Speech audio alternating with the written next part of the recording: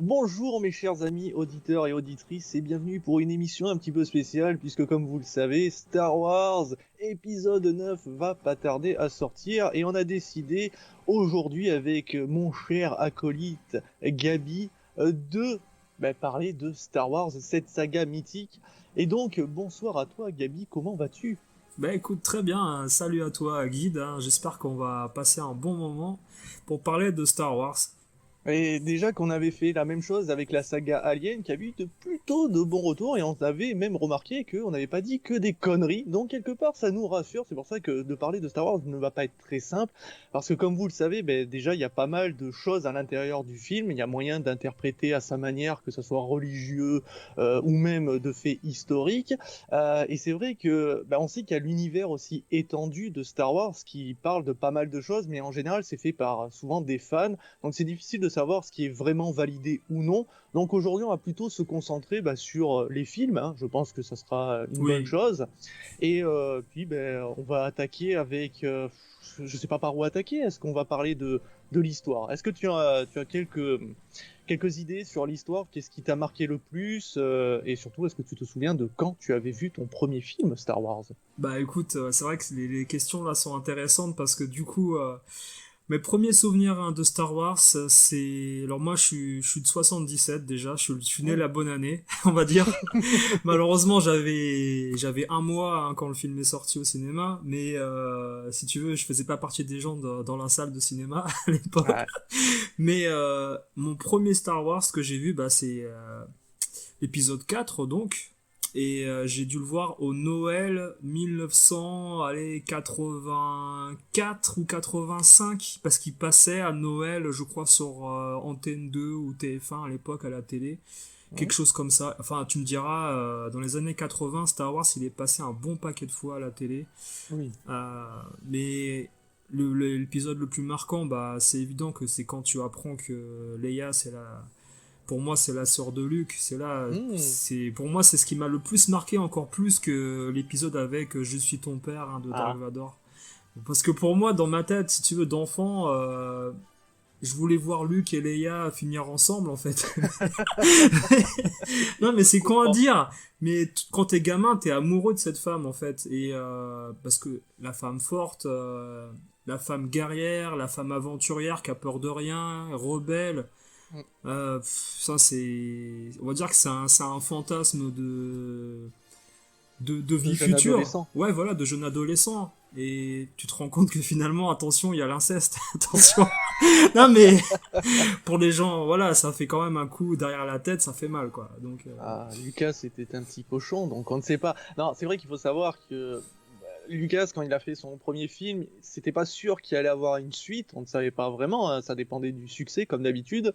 Et c'est d'ailleurs pour ça que si on regarde la fin de ce film, donc Un Nouvel Espoir, hein, si je ne cours pas dans le titre français, et bien en fait, on voit que la guerre, quelque part, est finie, puisqu'ils ont détruit l'étoile de la mort ou l'étoile noire, si vous préférez, à vous de voir les versions. Et d'une certaine manière, le film peut s'arrêter là. En fait, on peut arrêter la saga et il n'y a plus d'autres hmm. Star Wars. Et en même temps, ça peut proposer aussi une suite. Et c'est pour ça qu'en fait, on sent que l'écriture a été faite au fur et à mesure et que peut-être que dans son idée, Leia et Luke devaient finir ensemble. Peut-être qu'ils n'étaient pas frères et sœurs dans les premiers scripts et qu'au final, il s'est dit ça aurait ça serait peut-être plus intéressant qu'ils soient frères et sœurs et que quelque part il y a eu un début de relation, même si on sent quand même que Leia veut simplement rendre jaloux Monsieur Han Solo. Hein, on le Hmm. sent quand même. Oui, tu le sens dans certaines séquences où t'as un solo qui essaye de titiller par Mm, moment pour voir s'il y a un retour entre guillemets, mais c'est pas forcément, c'est un fond d'histoire dans la trame principale du film. Donc mm. finalement, ça apporte un petit bonus à l'histoire principale, mais on s'en fiche un peu en tant que spectateur au début du film, on va dire quoi. Mais c'est vrai que le fait que Lucas hein, à l'épisode 2 et comment on dit même l'épisode 3 hein, Retour du Jedi où t'as Luke et Leia, voilà, on apprend la consanguinité. Donc, c'est, c'est on va dire que ça fait durer l'histoire, quoi. Ça Oui. rajoute encore quelque chose en plus, en bonus. Et c'est vrai que ce que tu dis avec Lucas qui rajoute petit à petit au fur et à mesure pour faire durer l'intérêt, par rapport à Dark Vador et les rebelles, etc. Ben c'est plus intéressant d'avoir quelque chose d'un peu plus compliqué qui ne paraissait au tout début, quoi.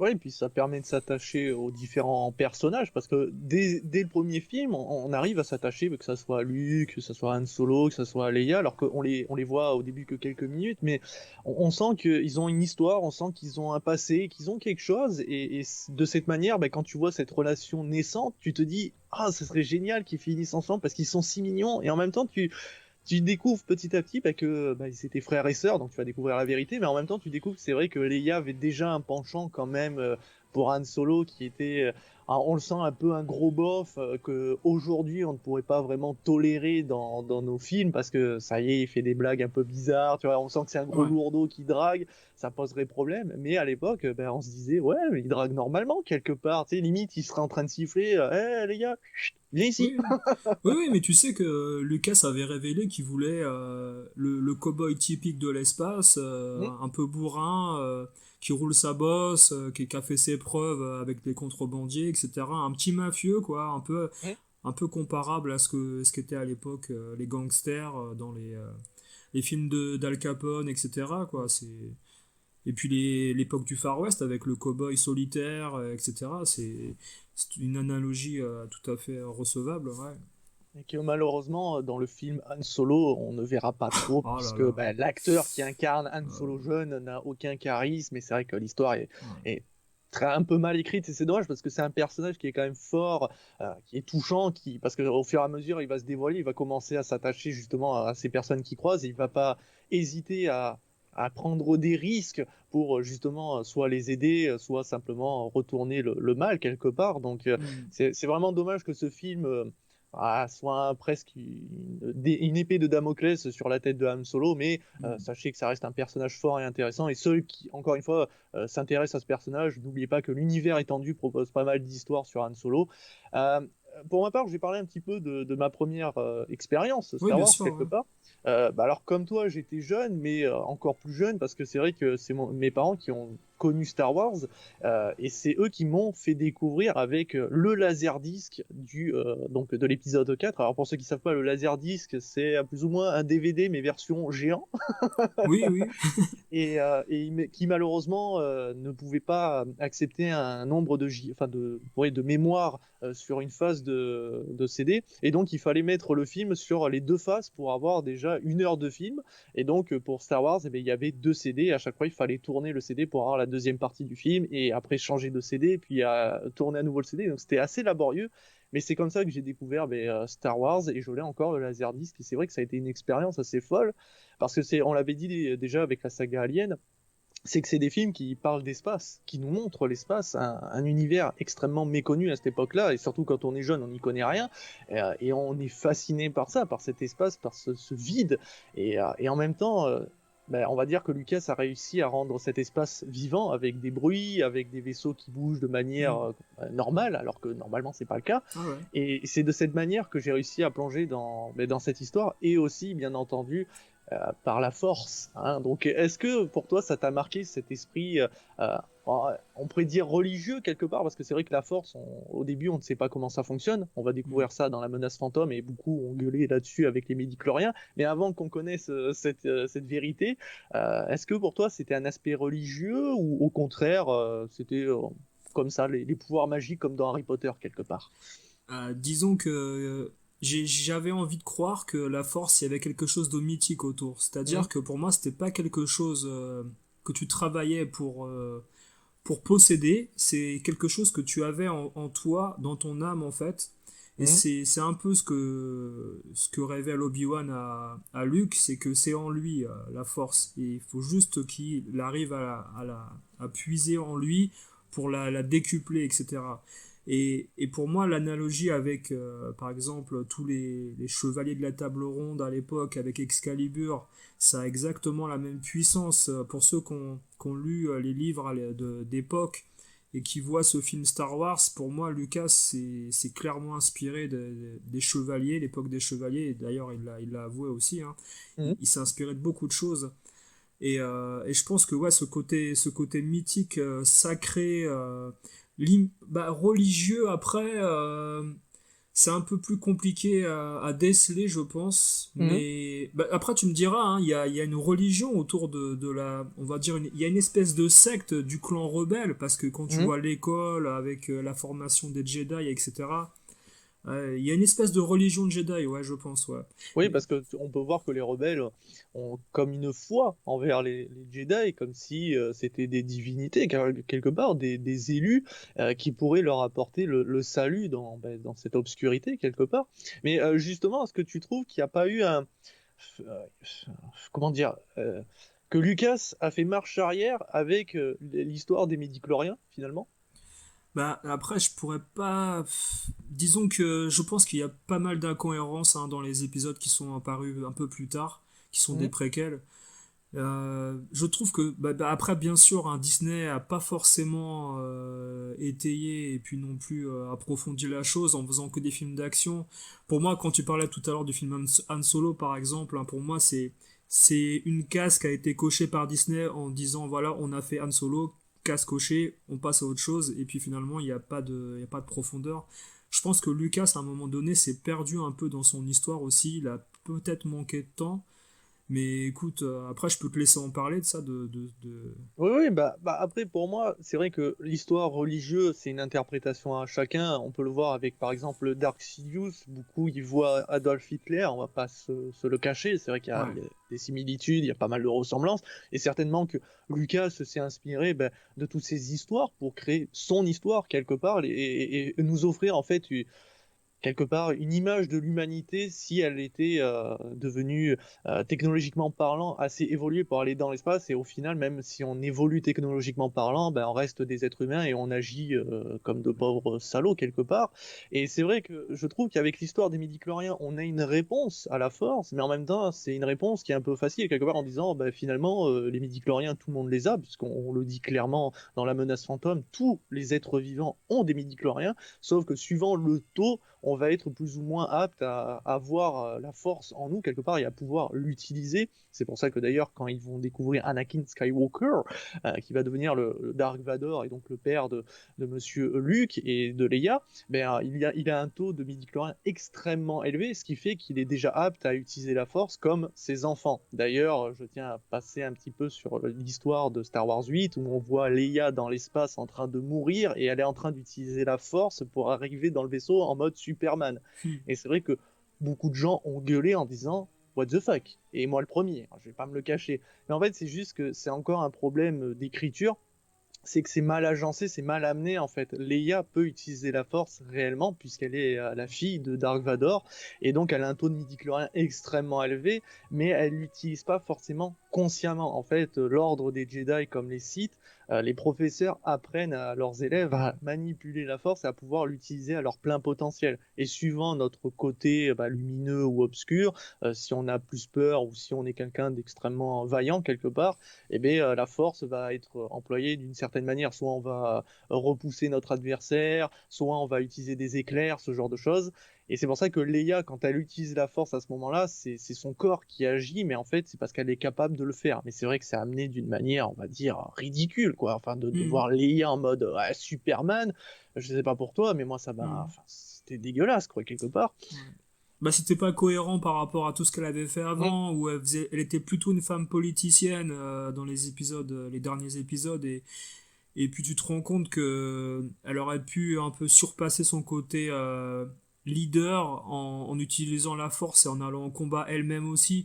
Moi, j'aurais bien voulu la voir dans l'esprit que Luke avait, c'est-à-dire avec un sabre laser, aller se battre comme Rey, et finalement, on la retrouve seulement dans les bureaux, quoi. Donc, Oui, mais en même c'est. temps, quelque part, elle a dit, enfin, dans le dernier Star Wars, quand justement, Luke dévoile qu'ils sont frères et sœurs et que leur père était un grand Jedi et qu'au final, elle aussi peut être un grand Jedi, elle n'a pas reçu de formation de Jedi, elle n'a pas appris à Oui, manipuler oui, la oui. force, donc quelque part, pour elle, elle s'en fout de toute façon, est-ce qu'elle aime, c'est ce que faisait sa mère auparavant, enfin, d'une certaine manière, c'est la politique, elle adore ça, elle adore justement gérer les choses et de rester un petit peu en retrait et de faire des choix aussi difficiles, par exemple d'envoyer des hommes au sacrifice ou au contraire de les rester en retrait.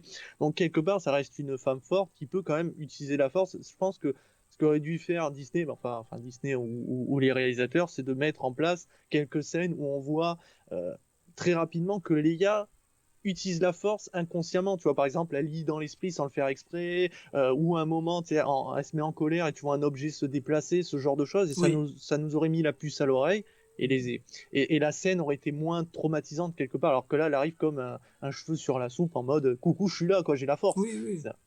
Oui, c'est comme, tu sais, c'est comme si tu regardes un épisode de Superman et puis à un moment donné, le mec qui est habillé en costard dans la rue, et bah, il se met à pousser un bâtiment. Tu te dis, attends, Oui, merde, du jour au lendemain, il fait ça, lui. ouais, je suis Ah, d'accord. merde. Et, euh, et donc, bon, on en arrive au final un petit peu à ce qu'a fait Lucas avec les trois premiers films. Donc, il a réussi à construire une histoire. Mais je trouve que pour ma part, si on regarde les films aujourd'hui avec un œil actuel, je trouve que les films sont assez lents. Si tu regardes, bon, la première baston entre Obi-Wan et Dark Vador, bon, c'est vrai que les enchaînements, c'est pas extraordinaire. Tu trouves pas que c'est lent quand même au final? Le combat, moi, disons que ouais, le rythme des films, bien sûr, hein, Mhm. c'est l'esprit années 80. Hein. On pose l'histoire, on pose les personnages pour qu'on s'y attache, pour qu'on on s'imprègne un peu de l'ambiance, etc. C'est sûr que c'est pas les films d'action d'aujourd'hui où on rentre tout de suite dans des explosions au bout de 10 minutes. Hein. Mhm. Là, c'est plus une montée en adrénaline. Il y a c'est comme dans les péplums hein, des années 60 ou 50 où tu as au début l'initiation avec les personnages et puis Mhm. après les combats finaux à la fin du film. C'est un peu la même chose. Et là, je trouve que bah après, tu sais, Obi-Wan, hein, quand il fait le combat Mhm. contre Dark Vador, c'est plus un sacrifice qu'il offre à, Mhm. comment dire, aux rebelles pour faire monter Luke à son niveau de Jedi peut-être maximum en faisant ça. Mhm. Avec toute la...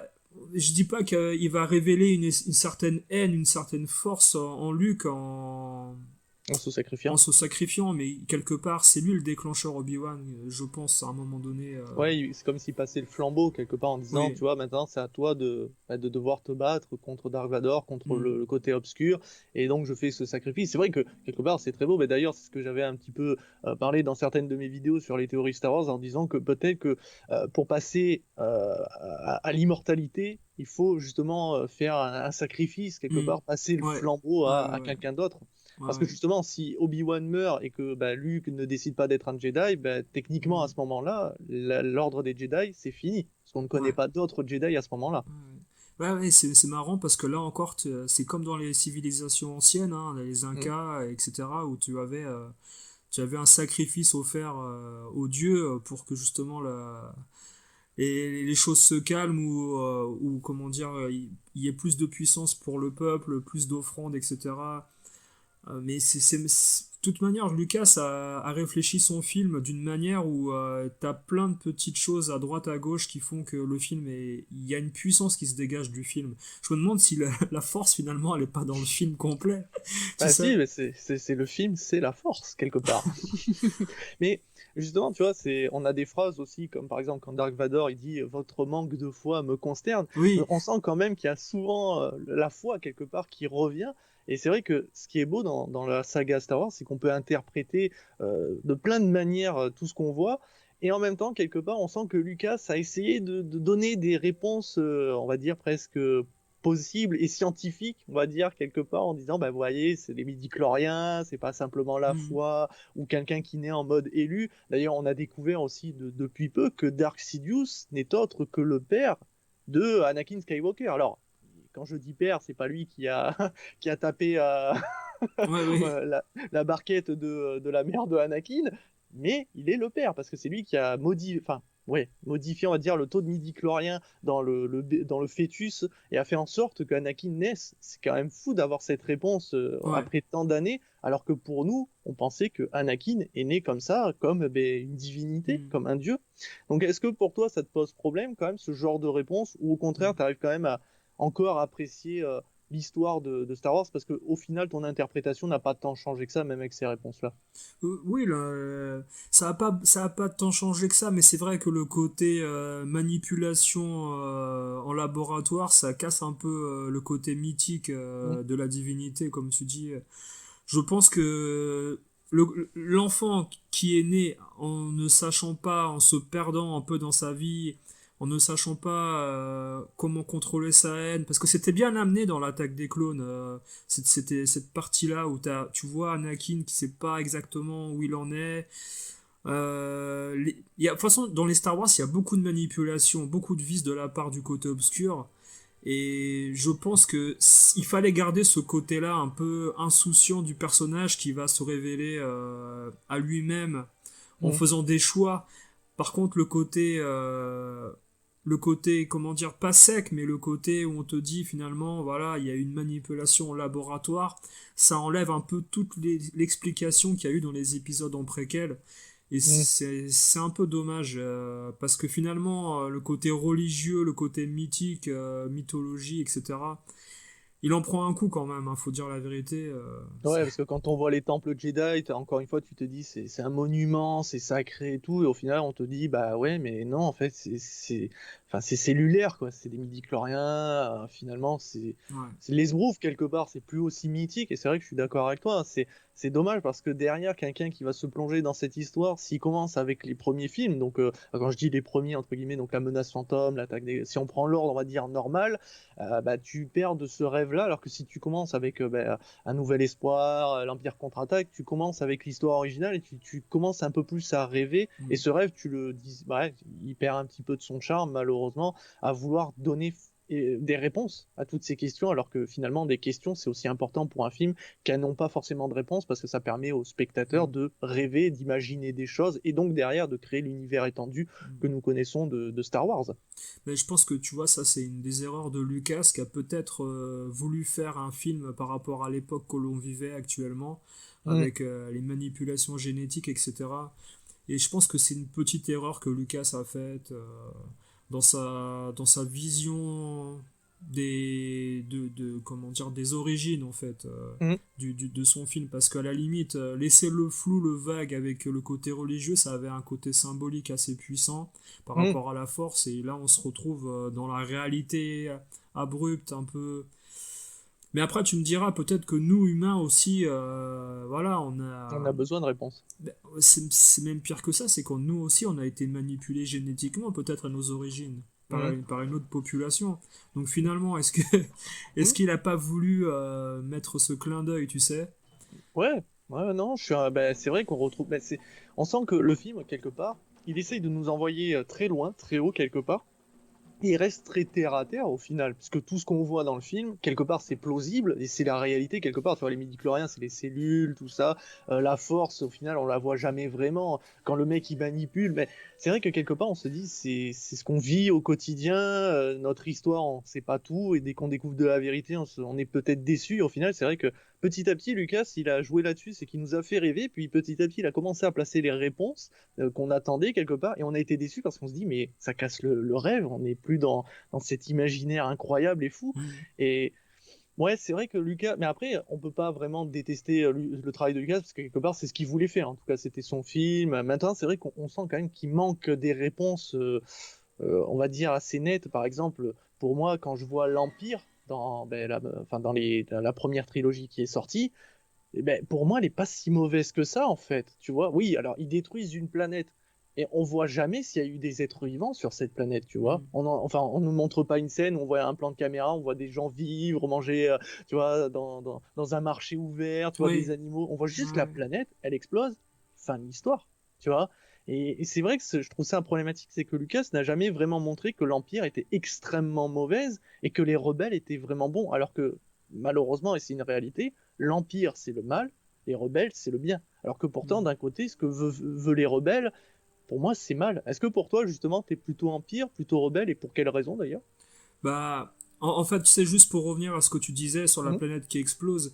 Lucas a été fort hein, pour cette séquence parce Mhm. que on voit, en fait, on se rapporte surtout au visage de Leia par rapport Oui. à l'explosion.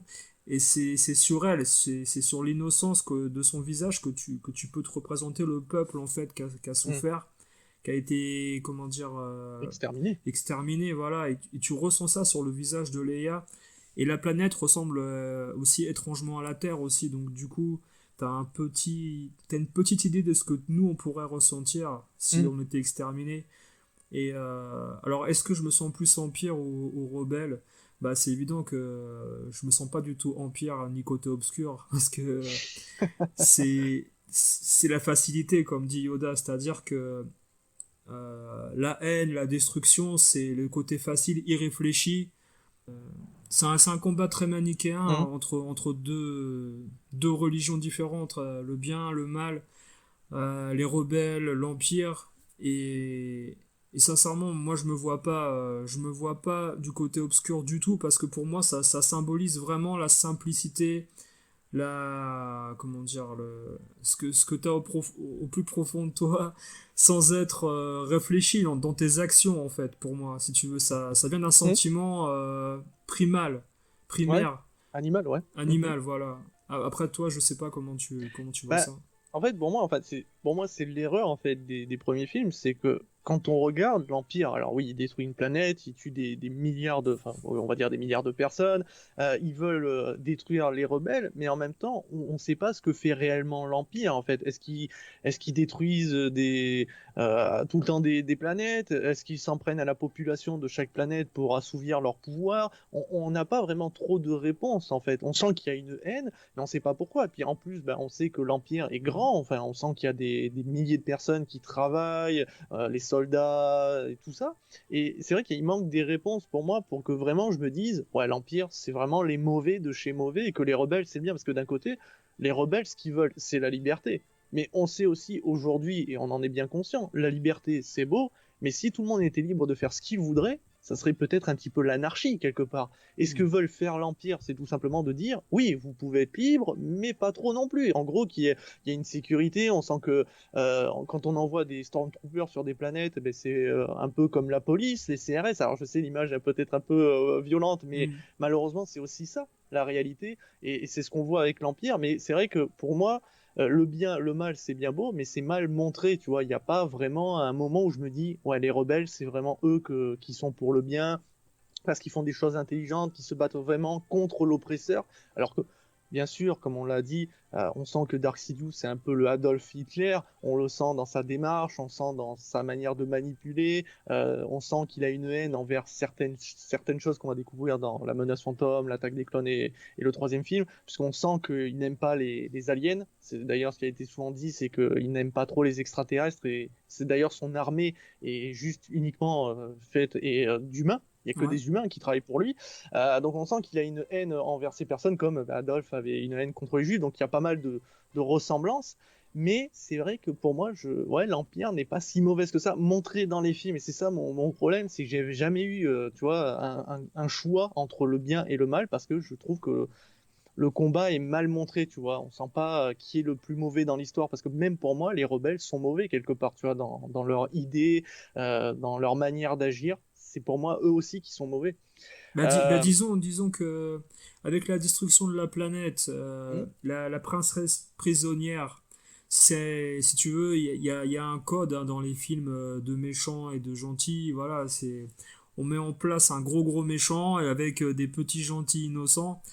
Il fallait que le film débute par ça pour te montrer quel camp tu devais choisir à la base quand tu commences à regarder le film. hmm. Mais, mais sincèrement, quand tu vois des personnes détruire une planète, faire prisonnier des innocents, tu peux te dire que quand même le Dans côté, l'esprit. dans l'esprit, on va dire que c'est les plus méchants dans l'histoire, quoi, par rapport à Et d'autres. ouais, mais c'est ça mon problème, c'est que dans la vraie vie, je veux dire, les guerres ont existé, des populations ont été exterminées pour des idéaux, pour des valeurs, pour la croyance aussi, et ça continue encore aujourd'hui. Et d'un côté, ben, ceux qui font ce genre d'actes hein, odieux, nous on trouve odieux, pour eux c'est normal, c'est le bien, c'est leur valeur, enfin tu vois, ce genre de Ouais, je vois ce que conneries. tu veux dire. Ouais. Ouais, voilà, et c'est montré aussi dans ce film de cette manière. Donc c'est pour ça que pour moi, le camp du bien et du mal est difficile, tu vois, là, Hmm. parce que finalement, ceux qui font le bien feront le mal tout au tard aussi, et ceux qui font l'inverse, ben, feront le bien quelque part, parce qu'on l'a vu. Dark Vador, quelque part, c'est cette symbolique. C'est qu'au début, c'était un enfant, il était tout gentil, tout mignon, il a été bercé dans la lumière, puis petit à petit, on lui a dit, bah, tu vois, le mal, c'est pas Hmm. si mal, ça peut être sympathique. Il a tourné dans le mal, et au final, il est revenu dans le bien. Hmm. Parce que quelque part, est-ce que c'est pas ça, Star Wars? C'est le bien et le mal, ben, c'est tout aussi important pour vivre quelque part. Hmm.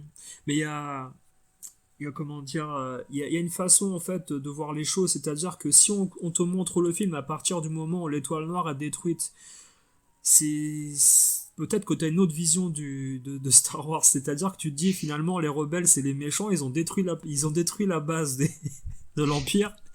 Tu vois, et le fait qu'il ait commencé la menace fantôme par un gentil Anakin, à quel moment tu peux te dire que lui ça va être comment dire, le commandeur suprême de l'Empire Hmm. destructeur de l'univers, quoi. Il y a aucun moment où t'as un signe qui va te dire que voilà, c'est. Ouais, et puis même quand il va croiser Dark Sidious, qui va commencer un peu à le manipuler, alors quand il est le chancelier Palpatine, pardon, quand voilà, il essaye de faire comprendre à Anakin, tu vois, le côté obscur peut te permettre certaines choses très séduisantes, qu'en gros les Jedi te manipulent, mais quelque part c'est Hmm. aussi une réalité, parce que les Jedi ont peur du pouvoir de Anakin, parce que à ce moment-là, on considère qu'il est peut-être l'enfant élu de la prophétie, celui qui apportera l'équilibre dans la force. Donc les Jedi ont peur de Anakin, donc ils essayent de le manipuler pour dire viens dans le côté du bien, viens, Ouais. on est gentil, tu vois, t'as plein de pouvoirs, tout ça. Et finalement, quelque part, c'est aussi mal de faire ça parce qu'ils ne disent pas la vérité quelque part à Anakin, ils lui parlent pas normalement. Donc au final, tu vois, c'est toujours ce problème, c'est que cette frontière, elle est fragile entre le bien et le mal. Donc Oui, certes, oui. Yoda, Oui. il représente le bien, lui, le bien, c'est bien, bien, bien, Ouais. et Dark Sidious, c'est le mal, mal, mal. Et ça, c'est un peu mon problème avec l'histoire en général de Star Wars, c'est que c'est mal montré par moment, ce que je Hmm. reproche en général. Oui, oui, Yoda, c'est un espèce de médiateur entre les deux côtés Mm, pour les faire coexister et puis, comment dire, limiter l'accès aux gens qui ont un bon côté par rapport au côté obscur. Mais disons que, comme tu dis, hein, je pense que à un moment donné, si on te montre la direction qu'a pris Lucas dans tous ses films, il n'y a pas vraiment, mis à part le fait, bien sûr, que tu apprends que telle ou telle personne est sœur ou frère ou que l'autre est père, etc., les liens de parenté, il n'y a pas de surprise mm, par rapport aux évolutions du bien et du mal dans les films. Tout est mm, logique, tout est simple, il n'y a pas. Alors, bien sûr, tu as des codes de vie, etc. Lucas essaye toujours, tu sais, même quand le Yoda se met à parler en disant, comme la phrase que tu as dit tout à l'heure, je sais plus laquelle, ou quand il dit à Lucas, il dit à Skywalker, pardon, il dit à Skywalker, j'ai fait un espèce de lapsus, il parle à il se Lucas en parle, fait. il se parle lui-même. Je pense que Yoda à la base, c'est peut-être Lucas qui parle tout seul dans le film. Il y a peut-être un côté inconscient, tu sais, schizophrène de Lucas, de se mettre dans le film et de parler au spectateur, tu sais. Euh, il n'y a pas d'essai, fais-le ou le fais pas, quoi. Tu vois, Mm, il y a toutes ces petites phrases que Yoda lance qui sont dirigées vers le spectateur. Et c'est une philosophie de vie, en fait, que tout le monde a compris. Mais mm. cette philosophie de vie, elle s'arrête au moment où tu franchis la ligne du côté obscur. Il n'y a pas plus de code que ça finalement et c'est ça que je trouve dommage, c'est que Lucas est arrivé à un moment donné, je sais pas après si tu seras d'accord, Mm. à la fin de l'épisode 6 du Retour du Jedi, quand il a fait les préquels, t'as l'impression que tous ces codes de philosophie de vie n'ont pas forcément existé seulement à partir d'une époque où Mm. l'Empire, où les rebelles étaient en crise. Et parce que on voit pas forcément la puissance de l'école Jedi de l'époque. On les voit parler, on les voit négocier avec des commerçants de l'espace là, enfin qui sont un peu Oui, c'est ouais, quand, oui, voilà. oui, en fait, ils sont médiateurs, comme ils disent, ils participent pas à la guerre, ils sont là Oui, pour jouer, pas la police quelque part, mais simplement le garde-fou. Ils sont les garde-fous de dire ouais. attention, si vous allez trop loin, on pourra agir, mais vraiment si vous allez trop loin. Ça veut dire en Mm. gros, si vous commencez à exterminer des planètes, peut-être qu'à ce moment-là, on Ouais, agira, ouais, ouais. mais pas tout de suite, tout de suite. Un peu comme l'ONU quoi. Et je trouve que ça a manqué de profondeur, ça a manqué de charisme. C'est surtout ça qui m'a dérangé moi dans les Hmm, préquels. Et c'est cette philosophie de vie, tu sais, qu'Obi-Wan avait en espèce d'ermite guerrier qui partait au combat tel un super-héros dès qu'il y avait un conflit. Alors bien sûr, il se retrouve seul, hein, Obi-Wan, parce que c'est un des derniers Jedi, ou peut-être le hmm. dernier à l'époque, je sais plus. Et mis à part, bien sûr, Dark Vador qui est parti du côté Oui, obscur. Enfin, il y avait Yoda, mais Yoda, on le découvrira un petit peu plus Oui, tard. C'est vrai qu'à ce moment-là, il y avait que, techniquement, pour nous, Dark Vador et voilà. Obi-Wan. Et tu ressens, Et Darth Sidious. voilà, tu ressens moins ce côté super-héros du Jedi dans les premiers épisodes, et tu les ressens plus comme des politiciens, et j'ai trouvé ça dommage que toute cette philosophie qui a été très appuyée dans l'Empire contre-attaque n'apparaisse pas plus que ça, alors que c'était l'initiation à la base du Jedi, je veux dire, d'avoir cette... ils ont pas cette puissance, si tu veux, au niveau de l'un. Ils ont pas assez d'impact au niveau des décisions Mhm. des premiers films. Ils font partie d'un fond, en fait, par rapport à l'histoire d'Anakin, et j'ai trouvé ça assez dommage. Je sais pas comment toi tu l'as vécu. Bah, moi, c'est surtout ce que, comme tu sais, on disait donc le bien, le mal, voilà, il y avait que deux. Et en gros, le gris, ça n'existe pas. En Oui, gros, quelqu'un qui dit, bah voilà, je comprends le côté lumineux et je comprends le côté obscur parce qu'on a besoin des deux quelque part pour vivre. La colère, bah, ça nous fait vivre, les émotions en fait. Alors que justement, les Jedi, quelque part, oppriment toute émotion parce que sinon, ça amène au côté obscur. D'ailleurs, il y a un moment dans la. Oui, c'est dans l'attaque des clones, hein, si je dis pas de conneries. Il y a Anakin qui parle à Padmé et qui lui dit que justement toutes ces restrictions, en gros, c'est pour dire non, au contraire, il faut aimer l'amour, c'est bien, mais il faut faire attention, ce genre de choses.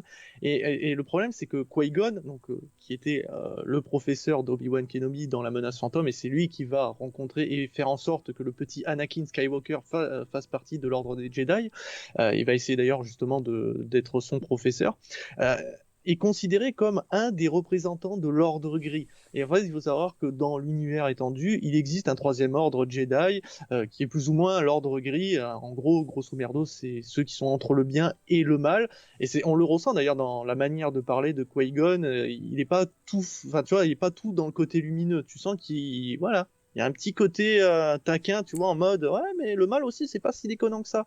Et c'est ce que je reproche à Star Wars, c'est qu'il n'y a pas cette approche-là de finalement entre les deux. Et c'est pour ça qu'en plus, quand derrière tu apprends que bah, la prophétie, c'est celui qui doit apporter l'équilibre dans la force, quand mm, on parle d'équilibre, c'est 50% de bien, 50% de mal, tu vois, le yin et le yang. C'est pour ça que le retour du Jedi, quand tu regardes finalement la menace fantôme, l'attaque des clones, et que tu enchaînes après tous les autres films, et que tu arrives donc au dernier opus, et ben le retour du Jedi, tu te dis, mais l'équilibre là-dedans, il est plus, puisque ben, les Sith, c'est fini, et il reste qu'un Jedi en vie.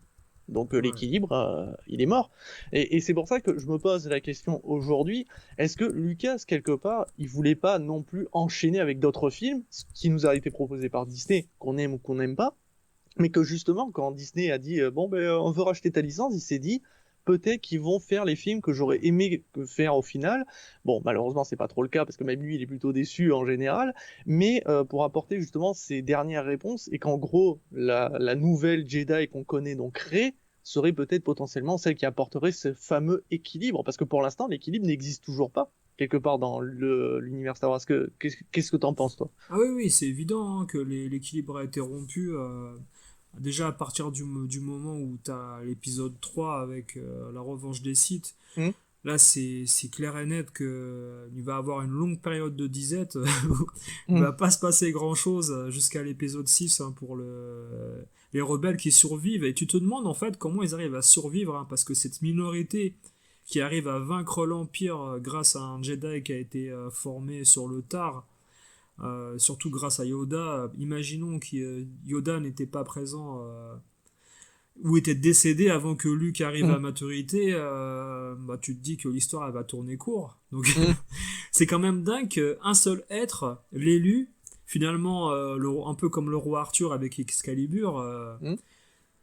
ça, toute une population repose sur un personnage et que l'équilibre revienne grâce à un seul personnage.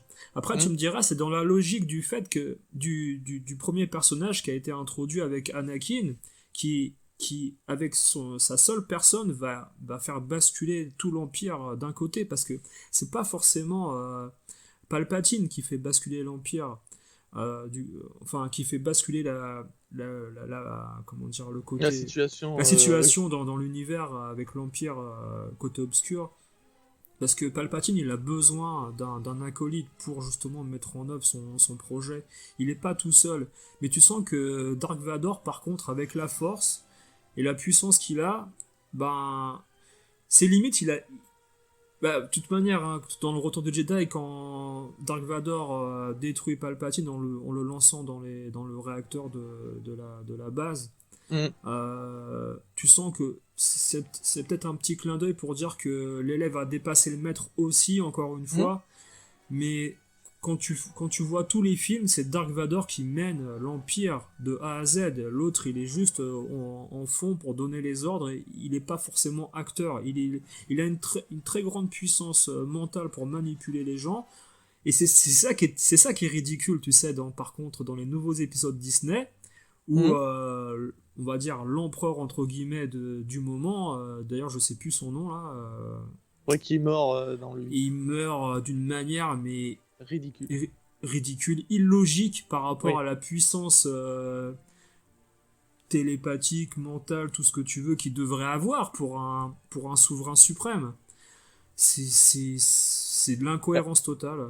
En fait, parce que Dark Sidious se fasse pigeonner, ça marche pour une simple et bonne raison, c'est qu'il a élevé Dark Vador quelque part comme son fils, puisque ça reste son fils techniquement, il l'a élevé, et en fait il a tellement confiance en lui, parce que Dark Vador a agi sous ses ordres pendant des années, même si dans l'univers Star Wars on le voit pas faire grand chose, parce que c'est ça aussi qui est terrible quelque part, c'est que Dark Vador est supposé être l'être le plus puissant, il est même plus puissant que Dark Sidious, Ouais. mais malheureusement il est sous-exploité, que ça soit dans les films ou de manière par Dark Sidious, parce qu'en fait, en vrai, Dark Vador doit aller chasser les derniers Jedi, il doit les pourchasser, les tuer, ce Mm. genre de choses, mais on le voit pas tant faire ça, finalement, il reste Ouais. dans sa base, il prend un petit vaisseau, il fait piou-piou, en plus, c'est ça aussi, le combat sur l'étoile de la mort, avec les X-Wing qui rentrent dans cette petite crevasse, tu vois, où il y a des Oui, oui. tourelles qui peuvent les Mm. dézinguer, et là, ils font, non, arrêtez les tourelles, on va s'en occuper nous, tu fais, non, ça n'a pas de sens, pas dans la guerre, Mm. dans la vraie vie, ça ne marcherait pas, tu vois, et que Dark Vador se fasse avoir par le Faucon Millennium, tu vois, Han Solo qui déboule, tu fais, oh putain.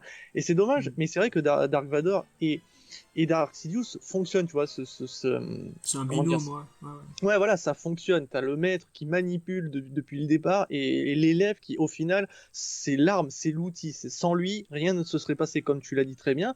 Alors que dans les nouveaux Star Wars, faits par Disney, ben non, Kylo Ren arrive en mode je te manipule, je te mens, je trouble mon esprit, tu ne peux pas savoir la vérité. Bim, je te plante mon sabre laser. Tu fais non. Mais non, Mm. non, ça ne fonctionne pas du tout. Ouais, Le ouais. mec, parce qu'en plus, le mec, il lui crache à la gueule, il lui dit enlève ce masque ridicule, tu ne ressembles à rien. On Mm. sent qu'il le méprise, qu'il n'a aucune confiance en lui, et pourtant il se fait avoir par lui. Ça n'a pas de Mm. sens, tu vois, ça ne Ouais, peut pas oui, oui, ça n'a fonctionner. pas de sens. Moi je l'ai toujours dit de toute manière, hein, dans les nouveaux épisodes Disney, si on n'avait pas vu le visage de Kylo Ren jusqu'à la fin, là, l'épisode 9, ça aurait eu une puissance décuplée, Ouais. parce que il aurait tué Han Solo, on n'aurait pas su que c'était son fils jusqu'à la fin, peut-être, s'ils avaient gardé le secret, ces idiots, Mm. et ça aurait eu une puissance décuplée sur les scènes finales. Imaginons que, alors moi je le vois gros comme une maison, mais c'est seulement mon avis. Mais à mon Mm. avis, voilà, Rey et Kylo Ren, c'est des jumeaux ou des frères et sœurs. Je le vois gros comme une maison. Mais écoutez, peut-être je me trompe, hein, Mm. mais dans la logique d'un Star Wars, c'est ce qui va se passer. Et le combat final entre frères et sœurs, bah on sait pas ce qui va se passer, mais bon. Et voilà, si il avait tué son père sans qu'on sache que c'était son fils à l'époque, ça aurait été magnifique pour la fin de l'histoire. Enfin bon, après.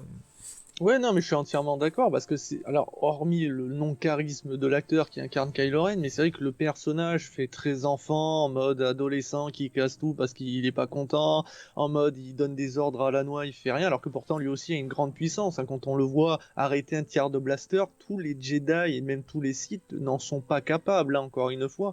Donc c'est pour vous dire que c'est un puissant Sith.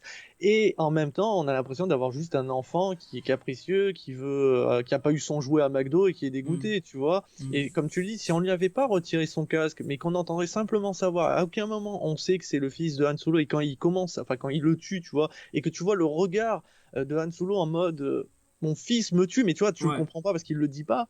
Et à ce moment-là, un jour, on retire son casque et il dit je suis le fils de Han Solo, tu fais ok. Ah ouais, Mm, il a tué son propre père. Ce genre, ça aurait été ouais. puissant, comme tu dis, ça aurait été fort. Mais c'est vrai que, de toute façon, c'est Disney, ils veulent profiter de la licence, ils font n'importe quoi, on le voit. Et comme tu le dis, c'est vrai qu'aujourd'hui, pour ce dernier film de cette nouvelle trilogie pour l'instant, parce que ce n'est pas le dernier film Star Wars. Vous vous doutez bien que ça rapporte tellement d'argent qu'ils continueront à en faire, mais c'est vrai que pour l'instant, cette nouvelle trilogie ne fonctionne pas autant qu'ils l'auraient espéré, et ils préfèrent faire une petite pause au niveau des films, et peut-être qu'on aura d'autres spin-offs à la con comme Han Solo, mais avec, je sais pas, moi... Mais Obi-Wan, c'est vrai que normalement, il y a... Alors, ça serait plutôt une série, mais on sait que pour les origines de Obi-Wan, on travaille là-dessus. Mais pour tout ça, pour finir, que on sent que Disney a fait n'importe quoi et que potentiellement ce dernier film va nous dévoiler des réponses qu'on attendait depuis longtemps et qu'on va être déçus. Comme tu dis, toi, tu pars sur peut-être que tous les deux sont frères, enfin ou frères jumeaux, enfin en tout cas qu'ils ont un lien familial. Moi, j'ai peur que, en gros, simplement Rey et Kylo Ren finissent par être ensemble en mode on va s'unir pour justement rapporter l'équilibre dans la force, tu vois, on va lutter contre le bien et le mal quelque part, tu vois. Et ça me frustrait un peu. On sait qu'aussi que Dark Sidious potentiellement, tu vois, on l'entend dans le trailer, on l'entend parler. Ça aussi, ça fait peur parce que tu te dis, est-ce qu'ils vont oser le faire revenir à la vie ou tout simplement c'est juste un écho du passé, tu vois. On sent qu'il y a du potentiel dans cette nouvelle trilogie, mais tout a été mal exploité. Et en même temps, on retrouve aussi des erreurs aussi similaires dans la première trilogie ou la seconde trilogie. On sent qu'il y a beaucoup de choses qui manquent de réponses. Et c'est dommage parce qu'au final, Star Wars, c'est pour moi quelque chose d'inachevé et que justement, on a besoin de l'univers étendu pour achever la saga Star Wars. Et ça me pose problème parce que peut-être que vous qui nous écoutez, qui vont nous écouter, ne connaissent pas spécialement l'univers étendu. Et je ne sais pas pour toi, mais moi je connais pas tout l'univers étendu. J'ai pas lu tous les bouquins, toutes les BD, toutes les histoires. Et tu vois, ça me pose problème parce que je ne connais pas finalement Star Wars. Ouais, je vois très bien ce que tu veux dire. Ben, dans l'univers étendu dont on a pu me parler, parce que moi, j'accorde pas forcément beaucoup de crédit à cet univers étendu. Je peux m'en inspirer et regarder ça comme une BD ou comme Un bonus. un bonus, voilà, à l'histoire principale. Mais après, quand je vois Leia qui va faire des missions à droite à gauche, c'est ce que j'aurais peut-être. Il y a trop de choses peut-être dans l'univers étendu que j'aurais aimé voir dans les vrais films et je vais me sentir frustré à la limite de me retrouver avec une Leia qui vole dans l'espace et qui décède durant un trajet spatial, sûrement avant l'épisode 9 là. Donc je trouve que les personnages ont une meilleure vie en fait dans l'univers étendu du fait qu'ils ont exploité tout ce qui s'est passé après le retour du Jedi et pas forcément le côté ce qu'a fait Disney, ce qu'a voulu nous imposer Disney avec Luke sur son île qui boit le lait des vaches enfin moi j'en peux plus de ça, j'en peux plus. J'ai adoré la fin jusqu'à la disparition de Luke avec le combat final de Skywalker contre Kylo Ren sur la planète de sel. Mais j'ai pas adhéré à. Si vous voulez, moi j'étais tellement choqué du fait que Luke disparaisse avec son hologramme que je me suis dit non, c'est pas possible, il est pas mort. Et je vous promets, je suis sorti du cinéma en pensant qu'il était tombé de la montagne et qu'on on verrait la suite. Non, mais y a-t-il un pilote dans le X-Wing? Non, mais c'est pas possible. Non, mais déjà quand ils ont tué Han Solo, moi j'étais sur mon siège, j'ai fait putain les enfoirés. Non, mais ils sont sérieux ou pas?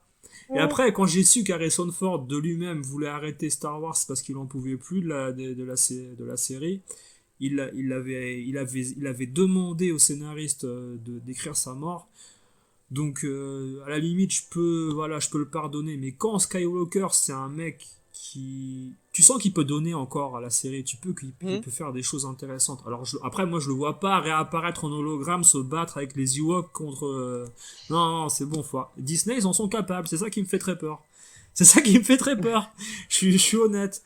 Donc moi j'ai très peur d'un épisode 9 qui peut être flamboyant sur la fin avec une énième étoile de la mort en construction, mais tout ce qui va nous amener jusqu'à la fin, moi j'ai peur d'incohérences mais multiples pour terminer à la va-vite le truc, hein, genre Han Solo, comment tu t'appelles? Bah je suis tout seul, je m'appelle bah tu vas t'appeler Han Solo, c'est bien Han Solo comme t'es tout seul. Voilà, Ouais, on va faire ça comme ça. C'était pas Et non, mais j'ai peur que ils nous mettent plein de petites cases à cocher là pour nous expliquer des trucs jusqu'à la fin où t'auras une énième étoile de la mort avec un combat final avec de la lave qui explose et puis des montagnes qui s'effondrent parce que le bien et le mal se tapent dessus et que Disney va envoyer la sauce rapidement pour que ça se termine. Et puis finalement ça va être de l'action movie mais il y aura plus du tout le péplum spatial qu'on nous on a connu à l'époque, voilà. Ouais, non, je suis d'accord, mais après, je vais un peu gâcher la surprise. Alors ça, c'est pas un spoil du trailer ou quoi que ce soit, je vous rassure. C'est même sûr et presque validé, j'en suis certain. C'est moi, c'est ma parole hein, que je donne. Vas-y. Luke meurt, mais en fait, il fait comme Obi-Wan avant lui et comme Maître Yoda. Quand vous voyez le corps disparaître, ils ont atteint l'immortalité. Oui, En oui. gros, voilà. Et ça c'est un gros souci. Et de toute façon, c'est ce que je disais, hein, et que je l'ai encore dit, c'est qu'il y a beaucoup enfin, il manque énormément de réponses à des questions que malheureusement Lucas a commencé. On le sait dans La Revanche des Sith, t'as Yoda qui parle à Obi-Wan pour lui dire, bon écoute, je vais t'apprendre à devenir immortel. Tu vas devoir faire certaines choses pour l'être. Et il explique aussi que Qui-Gon, son ancien maître, en fait, est encore vivant. Et tu vois, là, tu te dis, ouais, mais dans les premiers films, on l'a jamais vu, Qui-Gon, on n'en entend jamais parler. Et surtout, l'immortalité, comment ça fonctionne? Dis-le nous. Et c'est ce problème-là, c'est qu'en fait, on n'a jamais de réponse. C'est à nous de l'interpréter à notre manière comme on le souhaite. Et ça, en soi, c'est pas un souci. Mais du coup, quand tu vois Luke disparaître, tu as plus ou moins ta réponse, sachant qu'en plus, il le dit clairement à Kylo Ren. Il lui dit, je vais continuer à te hanter si tu me tues. Voilà, il donne la réponse. Et ce qui est dommage, parce que quelque part, on ne rêve plus, comme tu l'as dit, il y a il y a plus de rêve finalement, parce qu'on va juste envoyer la sauce en mode tout va péter, on va reprendre ce qui a marché, puisque finalement la dernière trilogie, c'est juste un assemblage de tout ce qu'on a déjà vu dans Star Wars, en bien comme en mal, bien entendu, en mode Chewbacca va devenir végétarien pour on ne sait quelle raison, ce genre de conneries. Mais en fait, c'est aussi parce qu'il y a une approche très particulière entre différents réalisateurs. Alors, on a Lucas qui a construit son histoire, qui a réalisé à sa manière. Puis derrière, on a eu J.J. Abrams qui a réalisé donc le septième opus, qui était un fan de Star Wars, mais pas un fan hardcore en mode bave à chaque fois qu'il y a un nouveau truc Star Wars qui sort, qui a essayé de proposer sa vision avec bien sûr Disney au cul, hein, bien entendu. Et le huitième opus, alors je sais plus par qui il est réalisé, mais c'est un mec qui se considérait comme un fan ultra hardcore au point qu'il connaissait l'univers étendu, qui lisait tous les bouquins et qui a décidé de justement nous dire, vous voyez, moi je suis tellement un connaisseur que je vais vous montrer des trucs que vous-même vous ne connaissez pas parce que je suis au-dessus de vous, tu vois.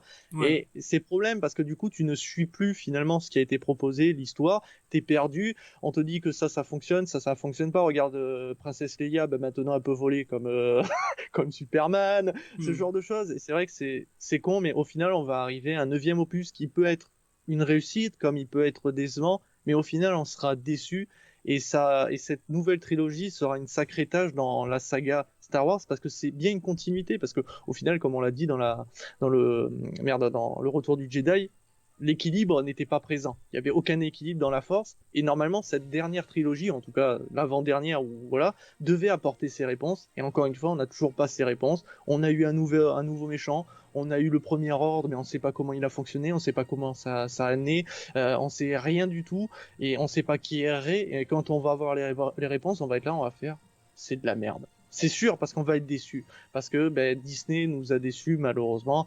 Et Lucas, je pense que quelque part, ne regrette pas d'avoir vendu en fait la licence, mais il pensait qu'avec Disney, derrière, avec le budget financier qu'ils ont, il aurait pu nous proposer des films tellement excellents, quoi, dans Star Wars. Oui, Et c'est pourtant, possible. non.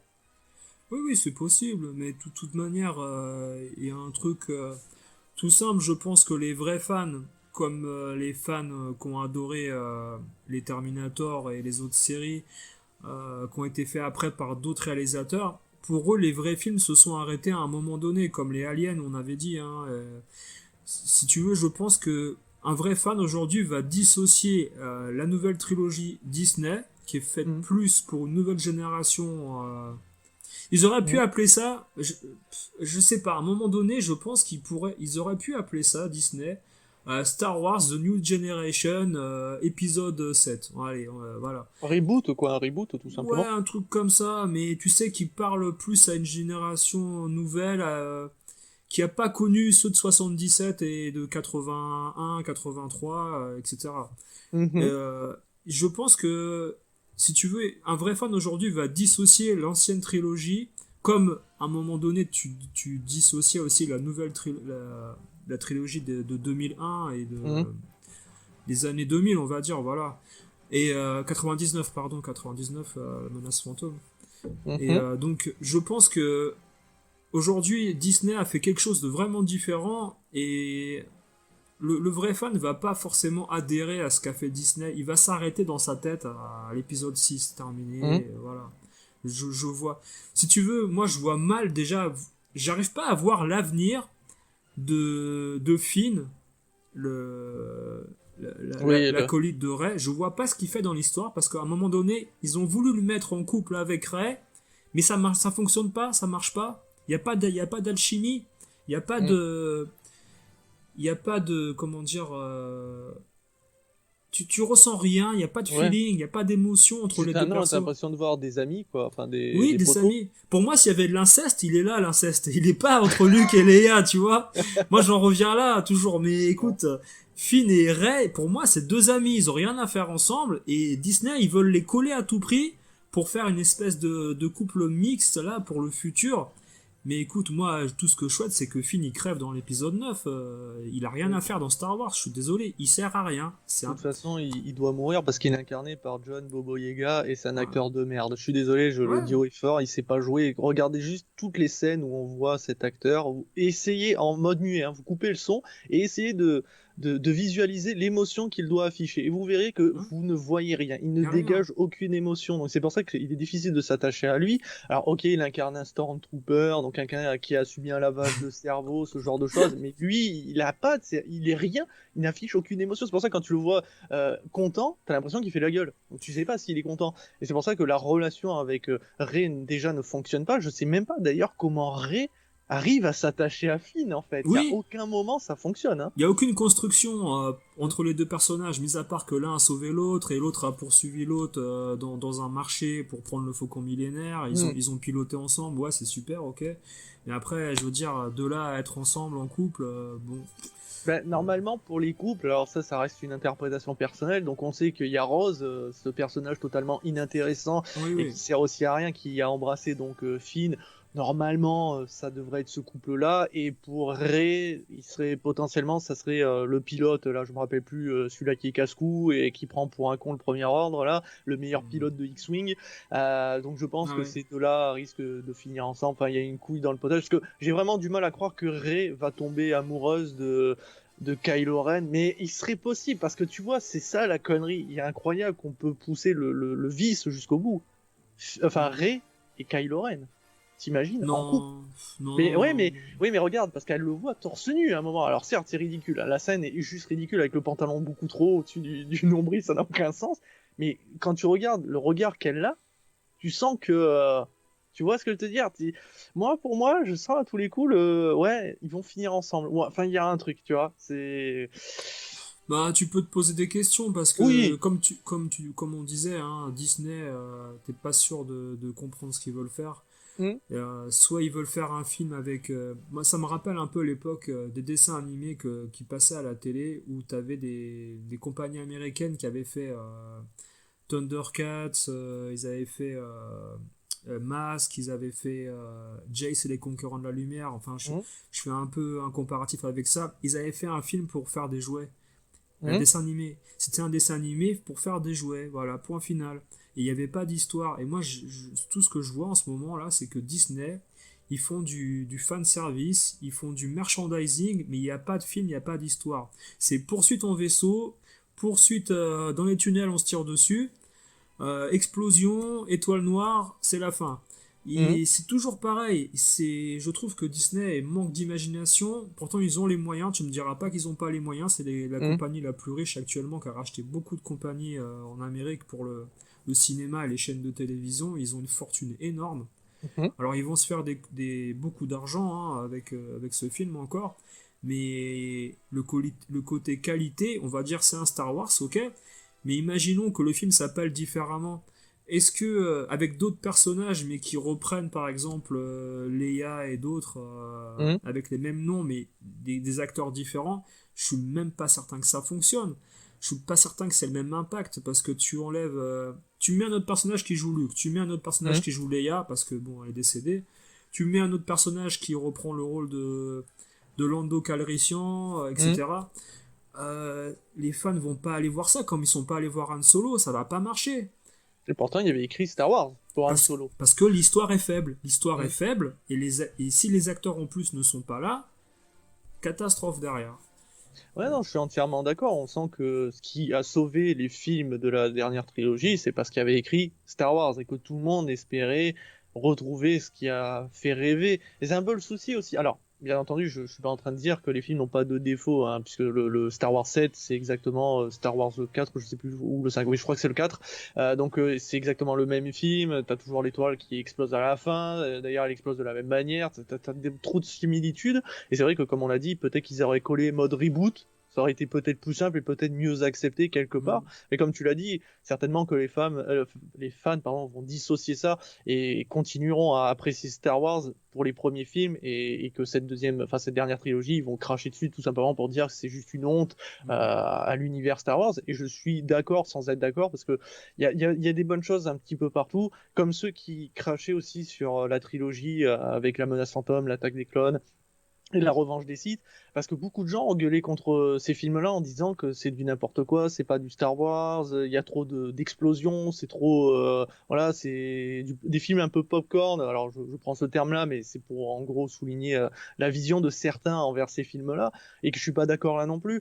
On sent que finalement, euh, Disney a voulu faire la facilité en proposant tout ce qui a marché dans Star Wars, exactement la même chose, a voulu juste dire, bah, vous voyez, vous aimez Star Wars, on vous renvoie du Star Wars, sauf qu'ils ont oublié que les gens ne sont pas non plus fans de Star Wars pour exactement la même chose. Ils sont Mm. fans de Star Wars pour tout ce que ça apporte, que ce soit le côté religieux, le côté spirituel, le côté guerre, l'espace, ce genre de choses. Il y a beaucoup de choses qui font que Star Wars est Star Wars et que ça aurait dû avoir un peu plus de respect avec cette nouvelle trilogie qui n'est clairement pas le cas. Donc, est-ce que aujourd'hui on peut espérer un neuvième opus à peu près acceptable? Pour ma part, oui, je l'espère et je croise les doigts, mais ça fera de toute façon des millions et des millions et des millions de dollars de revenus, puisque le dernier a cartonné alors que tout le monde avait chié sur le 7. Donc, preuve qu'au final, on gueule dessus, mais comme on est fan, Mm. on va quand même aller le voir. Et est-ce que toi aussi, qui es fan de Star Wars, tu vas aller le voir, mais malheureusement à contre-cœur quelque part? Euh, bah, je te cache pas que je vais y aller, mais sans avoir la même motivation que. C'est-à-dire que je pourrais aller le voir peut-être, mais dans les 2 3 semaines après la sortie. Mhm. J'irai pas avec la même motivation parce que je sais au fond de moi que l'histoire a été gâchée à la fin de l'épisode 2 de la nouvelle trilogie là. Mhm. Et, euh, et surtout que je sens que ça va être fait à la va-vite parce que malheureusement avec les dernières, les derniers comment dire tribulations de Disney avec Han Solo, on a vu ce qu'ils ont fait, Mhm. où t'as 15 minutes de film qui est bien et tout le reste tu comprends pas ce qui se passe. Mhm. Moi j'ai peur que comme j'ai dit tout à l'heure hein, ils envoient vite les scènes du début avec une explication rapide pour dire que Leia a disparu, le vaisseau de Mhm. Leia a disparu avec une flotte qui a été neutralisée par l'Empire, etc. Puis finalement on se rapporte rapidement au combat final avec une mise en place très très lente hein, pendant 1 heure et demie, 2 heures où il se passe rien. Moi Mhm. j'ai peur de ça surtout. Il y a beaucoup de gens qui ont été fans de Rogue One parce que je pense. Alors je sais pas si toi t'as cette théorie, Mhm. mais beaucoup de gens étaient fans de Rogue One. Et quand j'ai vu l'âge qu'ils avaient, c'était des gens qui n'avaient pas 14 15 ans dans les années 80, si tu veux, Mhm. ou 90, pour avoir vu à l'époque en tant qu'ado la première trilogie. Et Mhm. c'était vraiment pour eux le premier vrai bon film Star Wars après celui de Mhm. 99, enfin la deuxième trilogie. Et ils n'avaient pas vraiment ressenti la première trilogie du 4 5 6 comme nous on l'avait fait, et ils ont aimé Rogue One pour ça. Mais moi Rogue One je l'ai trouvé tellement lent, tellement un copier-coller mais fade de la première trilogie d'origine, dans l'esprit. toute cette Mhm. mise en place que tu as dans l'Empire contre-attaque, où tu as une période de réflexion des rebelles qui réfléchissent comment rebondir après avoir perdu tant de postes dans l'univers, des remises en question personnelles de Luke, des remises en question même de Yoda avant la fin de sa vie. Mhm. Dans Rogue One, il n'y a rien, quoi. Il n'y a rien de tout ça. Tu vois Jinlo, c'est Jinlo qui s'appelle, je crois, c'est ça. Je crois. Petite, voilà, qui se cache dans des cavernes, après on vient la chercher, elle devient la leader des rebelles pour détruire le radar, etc. Enfin, tout ça pour ça, quoi. Après, tu me diras, c'est important ce qu'ils ont fait, parce qu'ils ont pu donner les plans de l'étoile noire Mhm. au prochain rebelle. Mais il se passe rien pendant 1 heure et demie dans ce film-là. C'est ça mon point de vue, quoi. Mais je vais t'aider un petit peu, enfin, en tout cas, accentuer tes propos. Il faut savoir que moi, aujourd'hui, quand je regarde la première trilogie, même en version Blu-ray, tout ça, Ouais, je trouve quand même que c'est vrai, c'est lent, c'est mou, il se passe pas bien grand-chose, il n'y a pas tant d'action que ça, il y a beaucoup de dialogue, il y a beaucoup de blabla, ce qu'on retrouve au final aussi dans la deuxième trilogie avec la menace fantôme, entre autres. C'est vrai que c'est très politique, il y a beaucoup de discours, t'as une ou deux grosses batailles, t'as quelques, bien sûr, duels de Jedi, mais au final, ils se ressemblent pas mal. Et c'est vrai que quand Rogue One est sorti, je me suis dit, qu'est-ce qu'il va apporter? Ah, soyons honnêtes, qu'est-ce qu'il va apporter? Puisque l'histoire, on la connaît déjà. On sait qu'ils vont réussir à mm. apporter les plans. On le Oui, sait. oui, voilà, Puisque, voilà. voilà. Et c'est là le gros souci, c'est pour ma part, il ne sert à rien ce film. Et j'ai chié sur le film en le critiquant. J'ai dit que c'était pas un bon film. Certes, il est beau, il y a de beaux décors, tout ça, mais les personnages sont pas attachants puisque tu ne peux pas t'attacher à des gens qui vont mourir. Tu le sais qu'ils vont mourir dès le début puisque Ouais. tu n'entends jamais parler d'eux au final. Donc tu sais qu'ils sont morts. Et ce qui fait que, comme tu le dis, c'est très mou, il se passe pas bien grand-chose. Alors oui, on te montre, je me rappelle plus du personnage qui est aveugle, qui dit la force est avec moi, la force est avec moi, je ressens la force. Et tu le vois, t'as les tirs de blaster qui le loupent et tu le vois avancer dans les tirs et tout. T'as toute une symbolique qu'au final la foi, le guide. Et tu te dis, ouais, mais non, ça fonctionne pas. C'est qui ce vieux aveugle avec son meilleur ami qui a une énorme Gatling et qui au final va mourir aussi comme une merde? Il avait pas vu sa mort, hein. Non, voilà, il a rien vu, mais alors je comprends le message, tout ça, mais ça fonctionne pas. Et le pire, c'est que dans ce film-là, tu vois quand même des pseudo-rebelles. Alors, tu ne sais pas s'ils font partie vraiment de l'Alliance rebelle, mais ce sont des rebelles qui s'en prennent à des Stormtroopers qui, sur le moment, nous, quand on les voit, il se passe pas grand-chose, et tu vois une espèce de d'attaque kamikaze, comme tu vois, ben, malheureusement, en Irak, ce genre de choses, où tu vois des Ouais. militaires américains qui se font bombarder, mais c'est la même chose. Tu vois, j'ai ressenti cette scène, et c'est ce que j'avais dit dans ma critique. J'ai dit, mais j'ai l'impression de voir des soldats américains se faire attaquer par des terroristes, alors que Mm. pourtant, ils sont supposés dans le bon côté, ces rebelles-là. Tu vois, ce genre de choses me pose problème, et donc pour moi, Rogue One n'est pas un bon film, et pourtant, comme tu le dis, il y a beaucoup de gens qui ont apprécié Rogue One parce que soi-disant il a apporté des choses, qu'il était aussi bon que la première trilogie, parce que Oh là c'était là. exactement le. Et je suis là, mais Ouais. non, non, pas du tout. Et c'est dommage parce qu'au final, même si Star Wars 7 a des défauts, il apporte pas grand-chose, mais au moins il a plus de respect déjà envers la première et la deuxième trilogie, même si c'est exactement le même film, mais au moins il a plus de respect parce que tu sens que c'est juste J.J. Abrams qui était fan, qui a voulu écrire son histoire en disant bah, je vais reprendre tout ce qui a marché, puis bim, ok, mais au moins déjà il se passait un peu plus de choses visuellement au niveau des personnages et tout que dans Rogue One, quoi. Mm.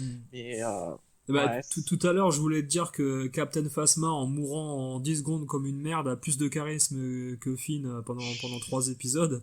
ouais, Mais, ça mais, mais aussi. là, je voudrais même te dire que je trouve que la menace fantôme, la course de Pod Racer a plus de charisme que 1 heure et demie de Rogue One. Mais ouais, non, mais ouais, voilà, mais après, c'est vrai qu'en fait, quand tu regardes tout Star Wars, t'as toujours une scène qui nous a marqué, donc dans La Menace Fantôme, et c'était la course de Pod. Dans l'Attaque des Clones, c'est certainement la bataille de Geonosis. Dans La Revanche des Sith, alors moi, une des scènes qui m'a quand même pas mal marqué, c'est quand tu vois Anakin avec la musique de la marche là, de guerre, où tu vois les soldats derrière lui pour entrer dans le temple Jedi et aller Ouais. tuer tous les petits Jedi. Et ça, tu vois, ça m'a touché, impacté. Il y a eu la bataille de Hoth aussi qui a pas mal marqué. Enfin, tu vois, il y a toujours une scène qui marque bien plus que les autres. Mm. Mais étrangement, dans Rogue One, qu'est-ce qui m'a marqué? C'est le générique de fin parce que enfin c'est terminé, quoi. Mm. Ah, je vois ce que tu veux dire, hein. Moi, c'est plus le fait de savoir comment ils allaient digitaliser Leia à la fin. Alors, Et j'ai été assez impressionné par le travail qu'ils ont fait, hein. ouais. C'était vraiment. très bonne qualité, hein. Tu ressens pas que c'est un robot entre guillemets qui parle, Hmm. tu le ressens pas, hein. C'est vraiment impressionnant, c'est Ouais, t'as assez l'impression que c'est bluffant. elle. Ouais, c'est bluffant vraiment. Mais le problème, c'est qu'on l'exploite, quelque part. C'est triste, mais elle est Ouais. exploitée pour de la merde pour l'instant, en tout cas de ce qu'on voit, parce que même son personnage, qui est un personnage fort dans la nouvelle trilogie, mais elle passe à côté, elle sert à rien, quoi. Autant te dire qu'elle Ah, serait pas hélas, là, hélas, ça me ferait le même effet. Alors quand tu la vois faire les retrouvailles avec Han Solo, Hmm, et t'es là en mode, mais en fait, pourquoi ils se sont séparés? hmm. Bah ouais, c'est la question. Pourquoi? Et Oui, oui. il t'explique ça en petit dialogue en mode, ouais, mais tu te souviens, t'étais un peu, et t'es là, tu fais, hein? Mais attends, mais what the Ouais, fuck? ouais.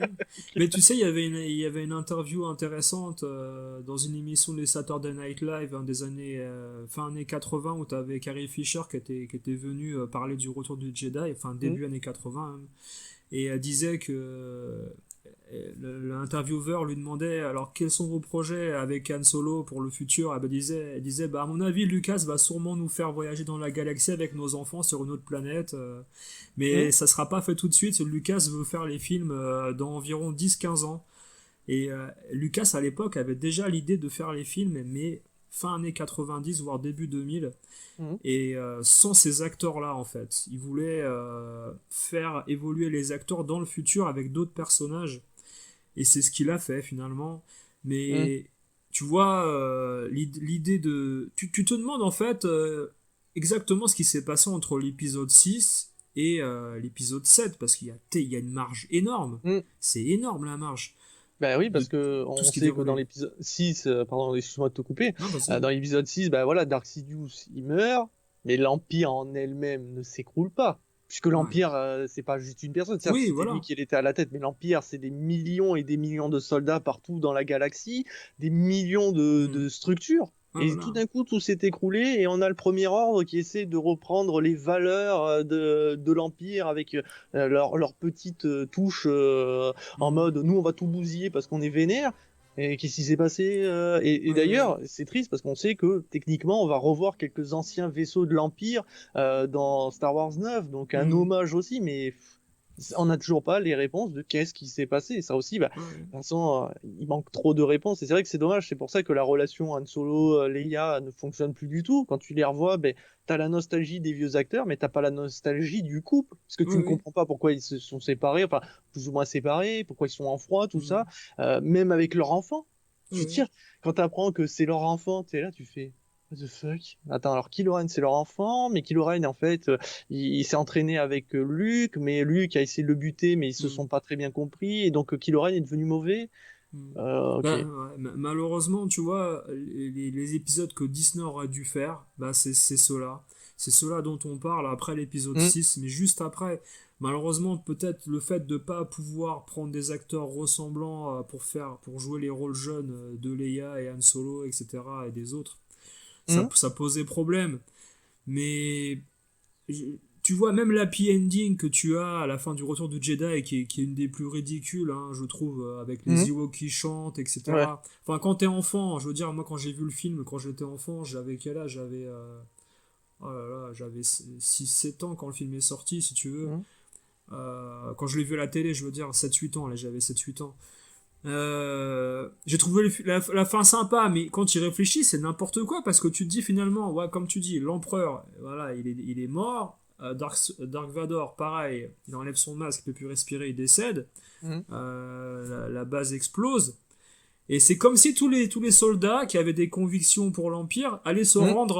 Ah bah merde alors, il n'y a plus de chef. Bon, bah qu'est-ce qu'on fait? Bon, allez, c'est bon, on arrête. Tu vois? Ouais, Non, ouais, mais non, mais clairement. on va garer nos vaisseaux sur la planète, tranquille, c'est fini, voilà. Il y a bien un traité de paix à signer, il y a bien des conditions. Ça fait une happy ending dessin animé années 80, quoi. Et, et Voilà. surtout, en plus, comme on l'a dit, les rebelles, il n'y en a pas des masses. Donc les rebelles n'ont pas pu Oui, tuer tout l'Empire. déjà, déjà. Hmm, Donc toute cette partie là où t'as l'Empire avec des sous-chefs sûrement qui voulaient prendre le pouvoir à un moment donné, c'est sûr. se sont pas laissés faire, ils ont pas été voir les Ewoks et dire ah vous êtes trop forts, on arrête. Hein. Oh mon Dieu, vos petits cailloux, ils sont Ah non, mortels, non, quoi. les bouts de bois, les arbres, ça fait mal, hein. C'est bon, ça, j'arrête. Hein. Je rends les armes, hein. Je rends mes lasers et mes canons destructeurs de planètes, ça vaut pas le coup. Hein. Non, mais c'est. Non, mais. Et justement, c'est peut-être aussi le souci, c'est que c'est pas Lucas qui a continué à écrire et qui a fait, enfin pas forcément fait les films, mais qui a continué à écrire l'histoire en fait. Et c'est peut-être ça le gros défaut au final. On pourra toujours reprocher de ce qu'a fait Disney, mais Disney a fait ce que voulaient les fans en fait, du fan service. Oui. Il a pris les acteurs que nous aimons, parce que demain je te dis, ouais mais Han Solo c'est plus le même acteur, c'est pas Harrison Ford. Mais il y en a plein qui auraient fait ah non mais je vais pas voir ce film, c'est de la merde. Et c'est Ouais. vrai, Ouais. c'est triste à dire, mais nous fans, on est aussi responsables quelque part, bien Ah entendu oui. entre guillemets, Ah oui. de ces merdes. Oui, oui, oui, c'est évident. Après, tu vois, je trouve que il a fait beaucoup d'efforts, l'acteur qui jouait Han Solo. Oui, Je l'ai pas trouvé mauvais, et même j'étais surpris par des petites mimiques qu'il a travaillées, qui étaient celles d'Harrison Ford, avec les yeux plissés, le regard un peu profond. Après, la coupe de cheveux, peut-être qu'elle colle pas énormément à ce que on aurait espéré dans oui, l'idée. on peut imaginer des choses, mais c'est difficile aussi parce qu'on n'avait Ouais. jamais vu Han Solo jeune. Il a une apparence trop années 2000, alors que le film c'est plus 70s quand même dans l'idée, quoi, on va dire. Tu sais qui me fait penser avec sa veste à ah merde comment il s'appelle dans le retour enfin dans oui le retour vers le futur tu sais le gamin là bah oui mais c'est celui qui va voyager avec le Doc avec la bagnole ah je me rappelle plus de son Ah, nom Marty. oui oui mais il me fait penser à Marty tu regardes tu les mets côte à côte avec leur veste ils se ressemblent pas Ah, mal hein. oh, non, Ah il si fait moi plus je trouve baraque. Marty, il est petit, il oui est frêle, hein. ouais mais si tu le mets un peu plus baraqué ils ont des points communs hein. Oui, bah déjà, tu me parles d'une chose, c'est la taille. C'est-à-dire que l'acteur qui joue Harrison Ford, il est beaucoup plus petit qu'Harrison Ford, hein. Mm. Il y a un problème de ce côté-là déjà, hein. Alors peut-être qu'à la télé ils ont essayé de le faire grandir, mais ça colle pas, quoi. Ça Bah colle après pas. moi après je lui reproche enfin son nom charisme et en fait ça c'est aussi parce qu'au niveau de la réalisation c'est pauvre en fait même enfin, un acteur pas très charismatique il suffit de le sublimer avec quelques effets de lumière des plans de caméra des dialogues aussi et malheureusement dans ce film il y avait rien du tout Ouais. et il y a aussi des questions qu'on se pose par exemple ces fameux dés qu'on voit qui se trimballent qui tu vois ces dés qui sont supposés être ultra importants, qu'on n'exploite jamais au final dans toute la saga, alors qu'ils sont supposés être accrochés sur le rétroviseur je sais pas, Oui, oui, du oui, Faucon oui. Millennium, qui disparaissent au fur et à mesure de la saga de Star Wars.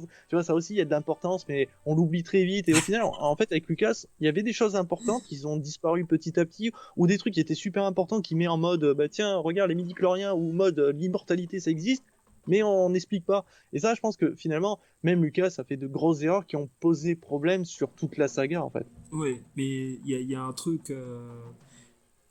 Moi, il y a un truc qui me ferait rire, hein, mais qui me casserait le moral pour m'enfoncer encore plus. C'est Hum. à l'époque, t'avais les films Y a-t-il un flic pour sauver la reine? Y a-t-il un pilote dans l'avion? Moi, j'aurais adoré voir une parodie d'Han Solo parce qu'elle est tellement facile à faire. À un moment donné, si tu veux, j'imagine très bien Han Solo conduire dans sa bagnole et le mec à côté lui demande: Mais c'est qui t'a offert les dés là? Ah, bah, c'est le Pacino dans Scarface qui me les a filés. Tu vois, tellement c'est débile, quoi, et tellement c'est ridicule. Certaines scènes, certains plans de caméra, et comme tu dis, hein, ils ont essayé de faire des zooms en profondeur du bas vers le haut pour rendre Han Solo plus grand, surtout dans les combats contre Chewbacca. Alors la rencontre entre Chewbacca et Han Solo, alors faut se taper sur la gueule non mais bon, Hum. en plus quand tu vois quand tu vois Chewbacca qui fait une bouchée d'un Stormtrooper qui le plie en deux, Hum. sincèrement, je comprends pas qu'Han Solo soit resté en vie plus de 10 secondes dans la prison. Enfin, il y a des Ouais. choses bizarres. Surtout Chewbacca qui est toujours en vie, puisqu'on sait que normalement ils sont supposés avoir été exterminés déjà à la base avec les premiers clones Ouais, dans la Revanche des Sith, tout ça, ils avaient supposé avoir exterminé toute la population des Wookiees, mais aussi même l'Empire ne garderait pas vivant, enfin sauf pour... oui, alors vous allez me dire, ouais mais c'est comme un animal de cire qui le maltraite, c'est pour s'amuser. J'ai vraiment du mal à croire. Enfin, c'est ça aussi, c'est qu'on nous dit que en fait l'Empire est extrêmement mauvais, il n'hésite pas à tuer en masse, etc. Et il garde un Wookiee en vie pour on sait pas quoi, pour des combats en mode ouais c'est trop drôle. Quel est l'intérêt? ouais. Enfin, je sais pas. Voilà, il y a des questions comme ça qui se posent. C'est vrai que la rencontre est assez bizarre. Et l'autre, oui je te comprends, je parle le Wookiee, hein, d'accord. Oui, oui, oui, oui, oui. Ouais, bon, Ok. c'est ridicule. Mais tu vois, si tu veux parler d'un épisode intéressant, vraiment, pour moi, c'est l'Empire contre-attaque.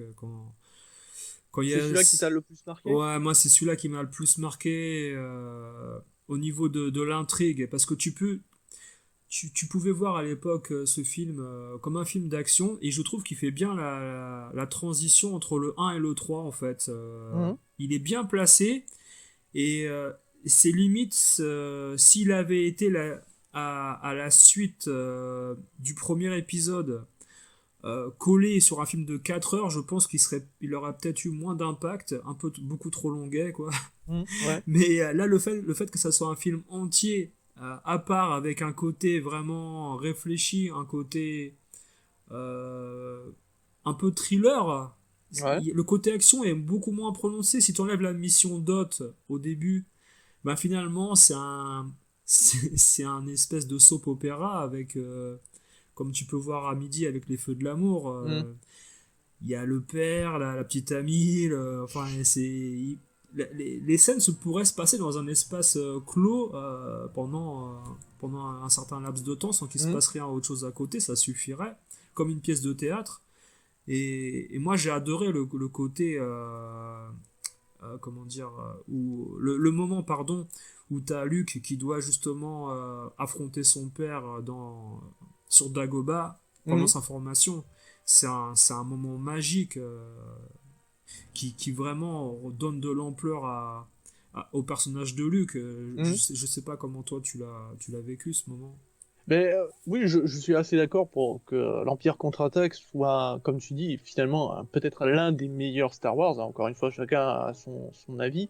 Moi, je trouve que pour ma part, si je devais en citer un, parce que la scène de Dagobah, tu vois, elle est touchante. En même temps, bon bah tu vois Yoda en mode un peu chelou, tu vois, on dirait un vieux drogué. Ouais, Perdu dans sa forêt, tu sais, mais qui vit aussi à côté d'un milieu obscur, parce qu'il y a la petite forêt, enfin l'endroit où justement Luke doit pas rentrer parce que sinon il va voir des choses, et c'est là où il va voir entre autres quand Dark Vador, et quand tu vois le casque tomber, tu vois la tête de Luke à l'intérieur, t'as toute une symbolique, et en gros c'est beau. Donc c'est vrai que ce film est assez impactant, mais moi c'est l'attaque des clones. ah, Je vais d'accord. me faire haïr, mais je vais m'expliquer. Alors attention, accrochez-vous à votre slip. Pourquoi je l'aime bien et pourquoi c'est l'un de mes préférés. Attention, moi j'aime beaucoup toute la saga en général, mais le 2 m'a beaucoup marqué parce qu'en fait, c'est là où on voit véritablement l'évolution de Anakin Skywalker, qui, on sent qu'il peut basculer à tout moment dans le côté obscur. On sent que ce qu'il veut, c'est juste vivre sa vie, tu vois. Il n'a pas envie d'être forcé de faire des choses, il a envie d'être amoureux, tu vois. On sent l'adolescent boutonneux, tu vois, qui apprend les choses de la vie, qui a eu son premier coup de foudre. Et tu vois, ça m'a marqué parce que bah, je me sentais un peu comme lui, tu vois. J'ai envie de tomber amoureux, tu vois. J'ai pas envie qu'on me donne des ordres, de me forcer à faire des choses. Et on sent qu'il a envie de profiter de la vie, mais que d'un côté, il a l'ordre Jedi, qu'il essaye d'être respecté par eux, tu vois, il essaye de monter en grade, il a Obi-Wan qui considère comme un père, mais en même temps, on sent que Obi-Wan ne l'écoute jamais, parce que tu vois, t'as toujours Anakin qui lui parle, et t'as Obi-Wan qui lui fait ouais, ta gueule. Ouais, tu sais, tu sens voilà, ce combat qui est difficile pour lui, parce qu'il essaye d'être respecté, et on le respecte pas, en fait, ou en tout cas, on lui montre pas de respect. Il y a aussi ben, la naissance réelle de l'Empire, puisque à ce moment-là, les clones arrivent, et les séparatistes, c'est fini, puisque Dark Sidious se sert des séparatistes pour que la guerre continue, et quand les clones vont débouler, il va se servir maintenant des clones pour construire son armée. Donc là, tu vois la puissance de Dark Sidious et donc du chancelier Palpatine en mode je vais tous vous manipuler, politiquement parlant, en mode guerre, etc. Et c'est ultra impressionnant. T'as aussi les dialogues de Yoda quand il explique que la guerre ben, ne fait que commencer, donc ça aussi ça touche. Enfin, il y a plein de scènes comme ça, même le combat entre Yoda et le comte Dooku, et en fait ça nous montre que Yoda, il est vieux, tu vois. Hmm. Oui, avec un sabre laser, il est extrêmement impressionnant, il se déplace comme une petite sauterelle, c'est impressionnant à voir. Mais par contre, quand il utilise la force, tu sens que il est plus tout jeune, tu vois, il a plus de mal à contrôler les objets. C'est d'ailleurs pour ça que le comte Dooku lui balance un objet à la fin du combat, ce qui lui permet de s'échapper. Alors que si ça avait été, soi-disant, comme il le dit, et comme tout le monde le dit, le Jedi le plus puissant, il aurait pu très bien contrôler l'objet avec sa main et continuer à se battre, tu vois, ou même le rebalancer de suite. Donc ça nous montre qu'en fait, bah, Yoda est vieillissant, l'ordre Jedi dépérit quelque part, qui n'ont plus le contrôle sur ce qui se passe, ils n'arrivent plus à faire quoi que ce soit, et que justement le côté obscur va enfin se libérer et prendre tout son potentiel avec donc justement le chancelier Palpatine qui va se transformer enfin en Dark Sidious, qui va enfin avoir son élève à ses côtés, donc le jeune Anakin. Tu vois, il y a Oui, toutes oui. ces images que je retrouve dans l'Attaque des Clones. Alors je sais qu'il y a un côté un peu plus popcorn parce qu'il y a pas mal de, enfin il y a une grosse bataille surtout sur Geonosis, mais ça nous montre ce que va être en fait l'avenir de la galaxie, Mhm. une guerre perpétuelle. Et c'est pour ça que j'adore l'Attaque des Clones. Oui, oui, mais c'est. On va dire que l'Empire contre-attaque, Yoda, c'est la petite flamme en fait qui représente tous les Jedi de l'époque, hein, Mhm. représentés en lui. Hein, quand Luke rencontre Yoda, tu vois cette petite étincelle au fond des yeux qui représente tout le passé de la grandeur des Jedi, mais tellement effrité, tu ressens toute cette Mais c'est une flamme peine. fébrile, quoi, qui Ouais, peut voilà, s'éteindre à voilà. tout moment. Et exactement. Et quand Yoda décède, eh ben, le flambeau est vraiment passé à Luke, mais on va dire que ça se joue à rien, quoi, des rebelles avec le futur Jedi, le futur grand Jedi. D'ailleurs, tu vois, dans le Retour du Jedi, quand il affronte Jabba et qu'il arrive dans son habit noir, là, dans le palais, c'est Mhm. là que tu vois qu'il a pris de la grandeur, Luke. Mais il a fallu quand même attendre pas mal d'épisodes hein, pour qu'il fasse un travail sur lui-même et tout. Et tu vois, ça prend deux trois épisodes. Alors que moi, ce que je reproche au côté Disney, là, c'est Rey, voilà, elle a pas de formation, elle Ouais, manie mais le ça, sabre, tout ça rapidement. et ça me dérange pas, tu vois. Et ça, j'ai vraiment du mal, encore une fois, à le concevoir. On l'a expliqué, Lucas l'a expliqué, c'est les midi-chloriens. Je sais, c'est chiant cette réponse, Ouais. mais c'est une réponse officielle. Le taux de midi-chloriens fait que vous allez utiliser la force plus ou Ouais, moins mais facilement. est-ce qu'il l'a expliqué dans le film qui se déroule? Tu vois, l'épisode 7 les gens qui vont voir l'épisode 7 au cinéma, qui voient Ah ça, non, ils le savent pas. ah non, non, C'est mais ça en qui fait, me dérange, moi, tu vois. ah oui, mais encore une fois, à ce moment-là, à qui est destiné ce film? Est-ce qu'il est destiné à des nouveaux venus ou est-ce qu'il est destiné uniquement aux fans qui ont vu, bah, enfin, qui sont fans de Star Wars? Ben non, il est destiné uniquement aux fans. Il sert qu'aux fans. C'est du film pour des fans. Et c'est là le souci, c'est que d'un côté, les fans, est-ce qu'ils auraient accepté un film qui décide de s'ouvrir à un nouveau public, donc comme tu dis, un espèce de reboot ou un new generation avec l'accent English, Ouais. ou est-ce que les fans auraient quand même préféré un film un peu fan service, un peu peut-être trop facile parce qu'il reprend exactement tout ce qu'on a déjà vu, mais c'est du Star Wars.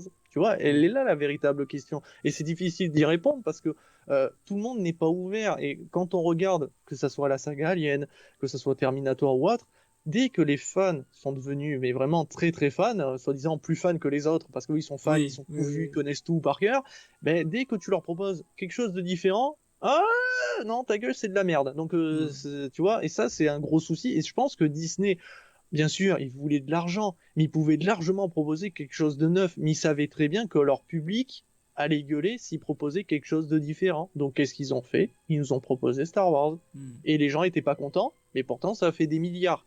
Donc, quelque part, c'est que les gens étaient contents. Tu vois, c'est toujours Oui, le. après il fallait bien que tous aillent voir au moins une fois pour voir si c'était vraiment aussi mauvais ou aussi Oui, bon que d'autres avaient dit. ouais, bien C'est ça le entendu. problème. Bien non, mais Et- même, tu regardes le trailer, tu regardes. Aujourd'hui, les bandes annonces nous racontent plus ou moins ce que tu vas ouais, voir. Sans. 90% du film il est dans Voilà. la Donc dans bande-annonce. la Hein. bande-annonce, tu voyais que ça sentait le sapin, tu revoyais les mêmes décors, tu voyais des acteurs qui n'ont pas de charisme, hein, de Finn par exemple, le personnage de Finn, tu voyais Kylo Ren, tu avais des trucs qui tu te dis, ok, c'est pas bon signe.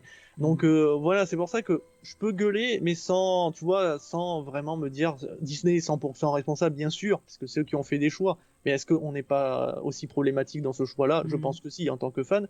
Mais par contre, tu vois que Rey et des pouvoirs qu'elle sait les utiliser, par contre, tu vois, non, ça c'est pas un souci, ça me dérange pas. Par contre, c'est le personnage de Rey est pas intéressant, tu vois, on en a rien à foutre.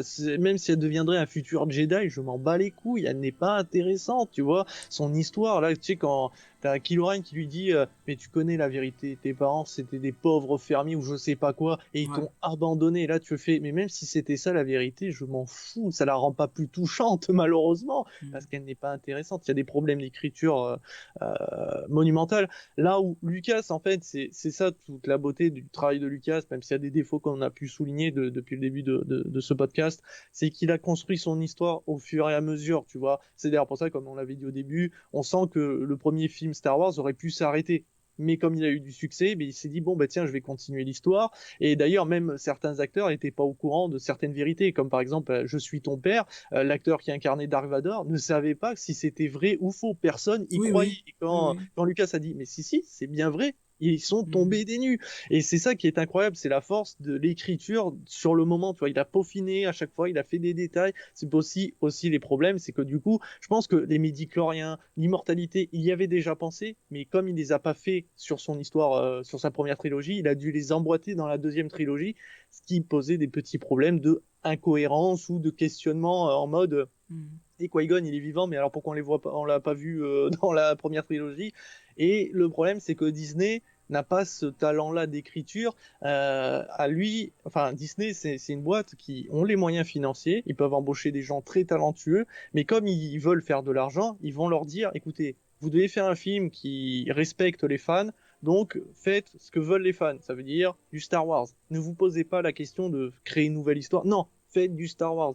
Du coup, bah, les gens ont fait du Star Wars et on scoltine cette dernière trilogie qui est catastrophique parce que plus rien n'a de sens. Et en réalité, elle aura du sens si on nous propose une pré-trilogie après, comme Et a fait, une bonne fin surtout aussi, ça peut oui, sauver les choses. bien sûr, une très bonne fin. Mais derrière, Disney peut très bien faire ce qu'a fait Lucas, faire une deuxième trilogie qui va Ah bah ça, raconter mais oui, mais ouais. dans un sens, ça Mhm. aurait du sens, ça nous répondrait aux différentes questions. Le souci, c'est est-ce qu'on en a envie, vu la qualité de cette première trilogie offerte par Disney?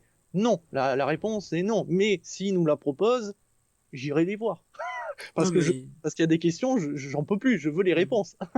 Non mais il y a une chose qui est certaine, c'est que cette trilogie a été faite avec les enfants d'Han Solo et Leia, et puis sûrement peut-être de Luke et je ne sais qui. Et elle a été Non, ça, je faite. crois pas.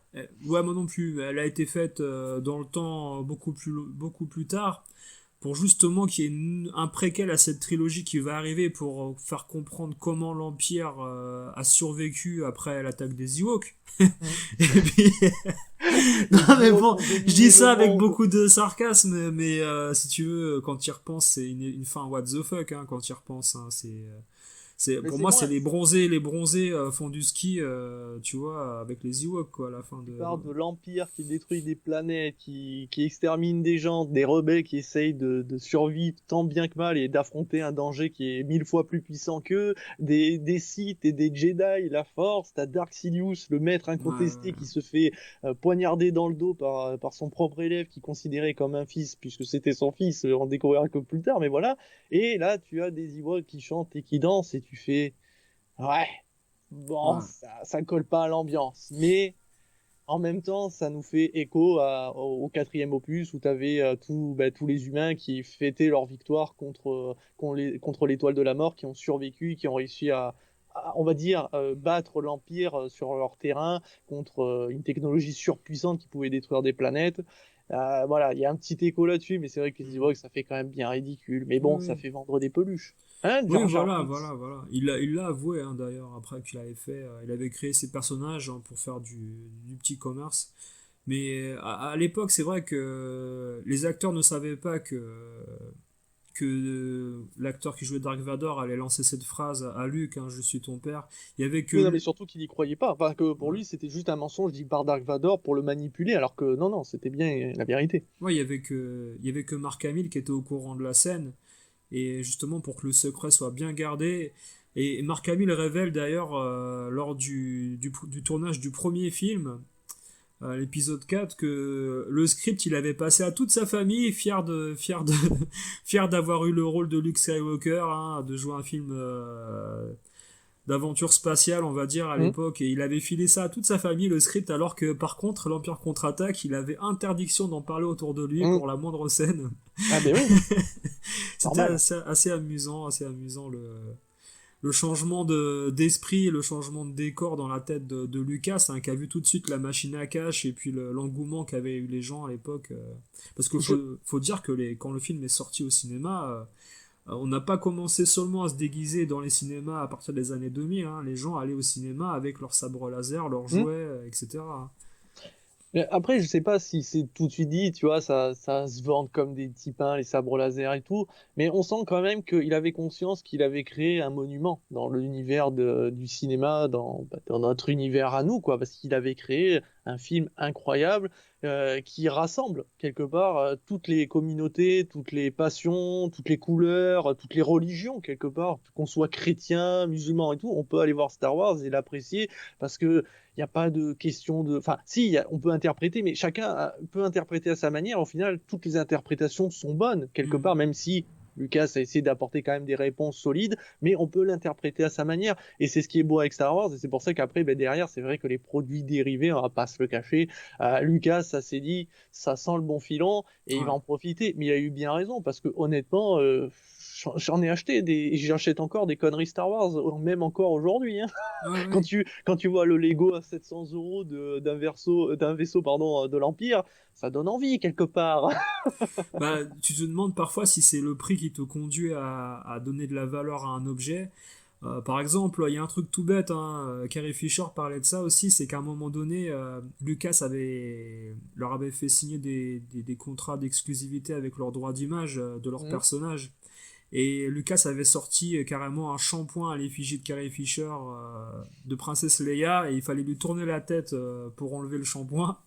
Et c'est là qu'elle s'est dit c'est pas possible, les fans sont prêts à acheter n'importe quoi pour avoir mon image dans leur chambre. Et, euh, et si tu veux, à un moment donné, je pense que le fan service dépasse la raison, quoi, à un Ah, moment c'est donné. sûr que côté marketing, il doit se dire, mais attends, qu'est-ce qu'on peut leur vendre qui serait prêt à acheter des capotes, des slips et tout. Mais en même temps, quelque part, ça a fait rêver. Je veux dire, moi, Star Wars, j'étais petit, j'ai vu ça, j'ai rêvé. Même encore aujourd'hui, ça me fait rêver parce que j'ai une vision aujourd'hui qui me permet de, voilà, de prendre du recul sur les Star Wars, que ce soit la première, la deuxième ou cette dernière trilogie. J'aime des épisodes, j'en aime moins d'autres, j'ai vu des défauts, j'ai vu des qualités. À l'époque, forcément, je voyais aucun défaut parce que j'étais un enfant, tu vois, donc j'étais là en mode, ah, Ouais. tout est parfait. Et même aujourd'hui, je me dis, ah oui, quand même, il y a des trucs, bon, ça pique un peu les yeux, mais ouais, je reconnais quand même qu'il y a un talent fou qui donne envie d'acheter même la moindre connerie. Voilà, je sais que j'ai acheté un rasoir parce qu'il y avait la boîte Star Wars, mais t'as juste la boîte, hein, t'as rien de Star Wars D'accord. dedans. Le rasoir, c'est, tu vois, j'ai acheté cette merde, tu vois, et je suis content comme un con, tu vois, et je sais qu'il y en a plein comme moi. Je peux pas, moi je m'en fous, tu vois, je suis un gamin quand je pense à Star Wars, quand j'achète du Hmm. Star Wars, j'aime bien, tu vois. Mais quelque part, c'est la preuve, encore une fois, que, bah, ouais, Lucas a fait quelque chose d'assez extraordinaire, avec aussi les techniques de l'époque, hein, parce qu'on n'en a pas trop parlé, mais on va pas forcément trop détailler, vous connaissez, de toute façon, aujourd'hui, il y a tellement de documentaires sur Star Wars, c'est très facile de trouver les informations, mais quand on sait qu'il n'y avait pas d'effets spéciaux à l'époque, c'était avec des maquettes, avec des dessins gigantesques.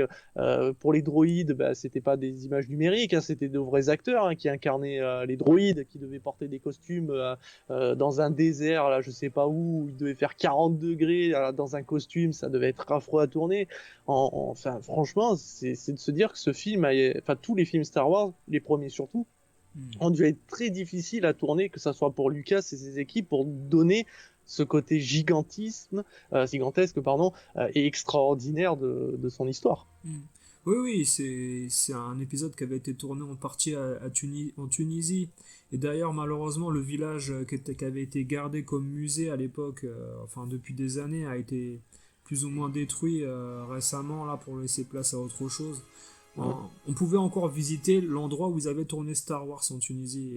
d'accord. Et puis l'acteur qui jouait C3PO révélait qu'il faisait en effet pratiquement 45 degrés au moment des tournages et il était obligé de garder sa combinaison, donc on lui enlevait sa tête et on lui injectait en fait par tuyau à l'intérieur pour boire de la boisson quoi, à l'intérieur de son scaphandre. C'est quand même dingue qu'on soit arrivé là. Et puis d'ailleurs, les salaires des acteurs à l'époque, c'était pas énorme. Hein. Je me souviens sur le tournage, ils avaient révélé les salaires pour les premiers mois de tournage. Il y avait des acteurs qui avaient failli abandonner parce que certains venaient du théâtre et ils voyaient pas en fait la vision qu'avait Lucas de ce film et ils voyaient pas que le film allait forcément être un grand succès et il y a quelques acteurs dont celui qui jouait C3PO voulait abandonner au bout de 2 semaines le tournage.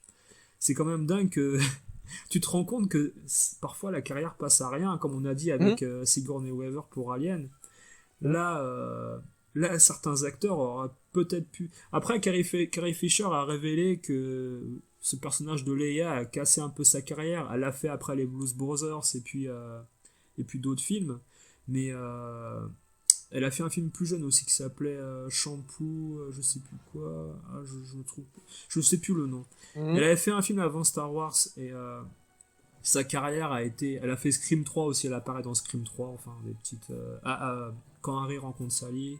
Mhm. Mais je veux dire, sa carrière a été surtout menée entre guillemets par son personnage de Leia.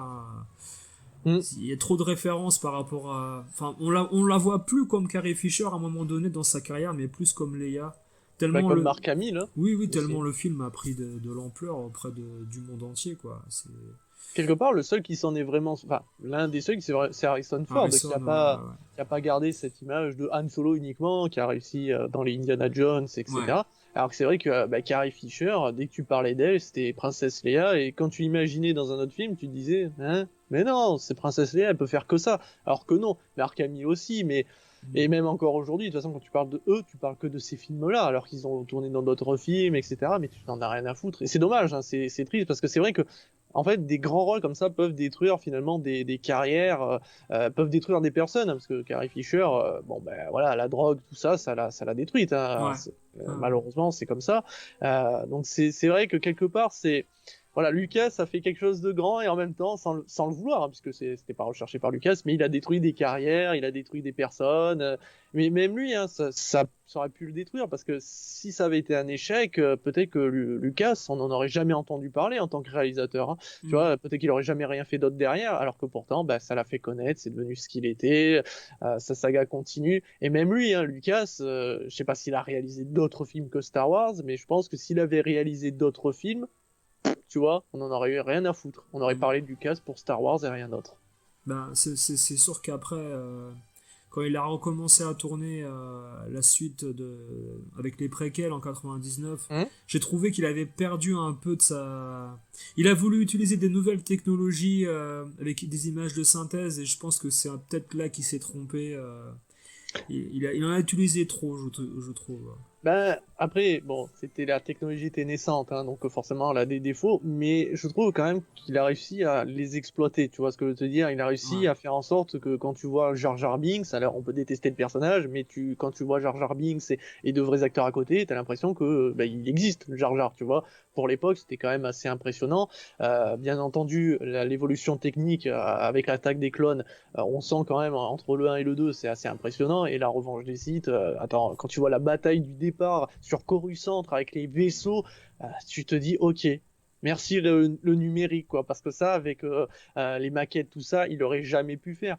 Lucas s'est juste servi de nouvelles technologies, il a essayé de les employer de manière à ce que, en fait, son film continue dans l'extraordinaire, en fait. Il était obligé quelque part parce qu'il voulait montrer que Star Wars, c'est grand, c'est puissant, il y a de la politique, t'as des dialogues, mais t'as aussi des combats, tu vois. Même les combats en sabre laser, hein, on sent une sacrée évolution entre les premiers Ah combats oui. dans les premiers films et dans le dernier. Hein. Tu sens que quand même, Ah oui, c'est. oui.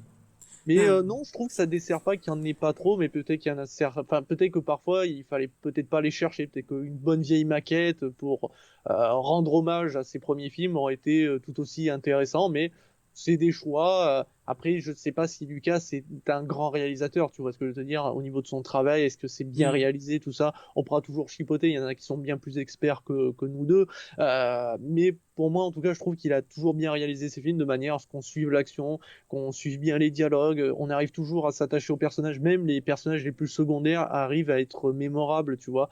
Alors que là, tu vois, on parlait de Captain Phasm, à part son armure et le fait que ce soit une femme, tu n'en as rien à foutre, tu vois, elle est morte comme une merde, et t'as envie de dire, bah, le personnage c'était une merde. Alors qu'en fait, je suis sûr, ça aurait pu être un personnage extrêmement intéressant parce que les Stormtroopers sont des personnages intéressants pour certains, surtout dans l'univers étendu, mais malheureusement, BL, elle restera pas dans les annales, quoi. Enfin, pas dans le bon, dans Ah la oui, bonne oui. manière. Bah, un truc tout bête, hein, tu te rappelles surtout des personnages qu'il y avait dans la cantina dans l'épisode 4, Ah, voilà. quand Obi-Wan et Luke rentrent justement pour rencontrer Han Solo, chercher un vaisseau pour aller dans l'espace.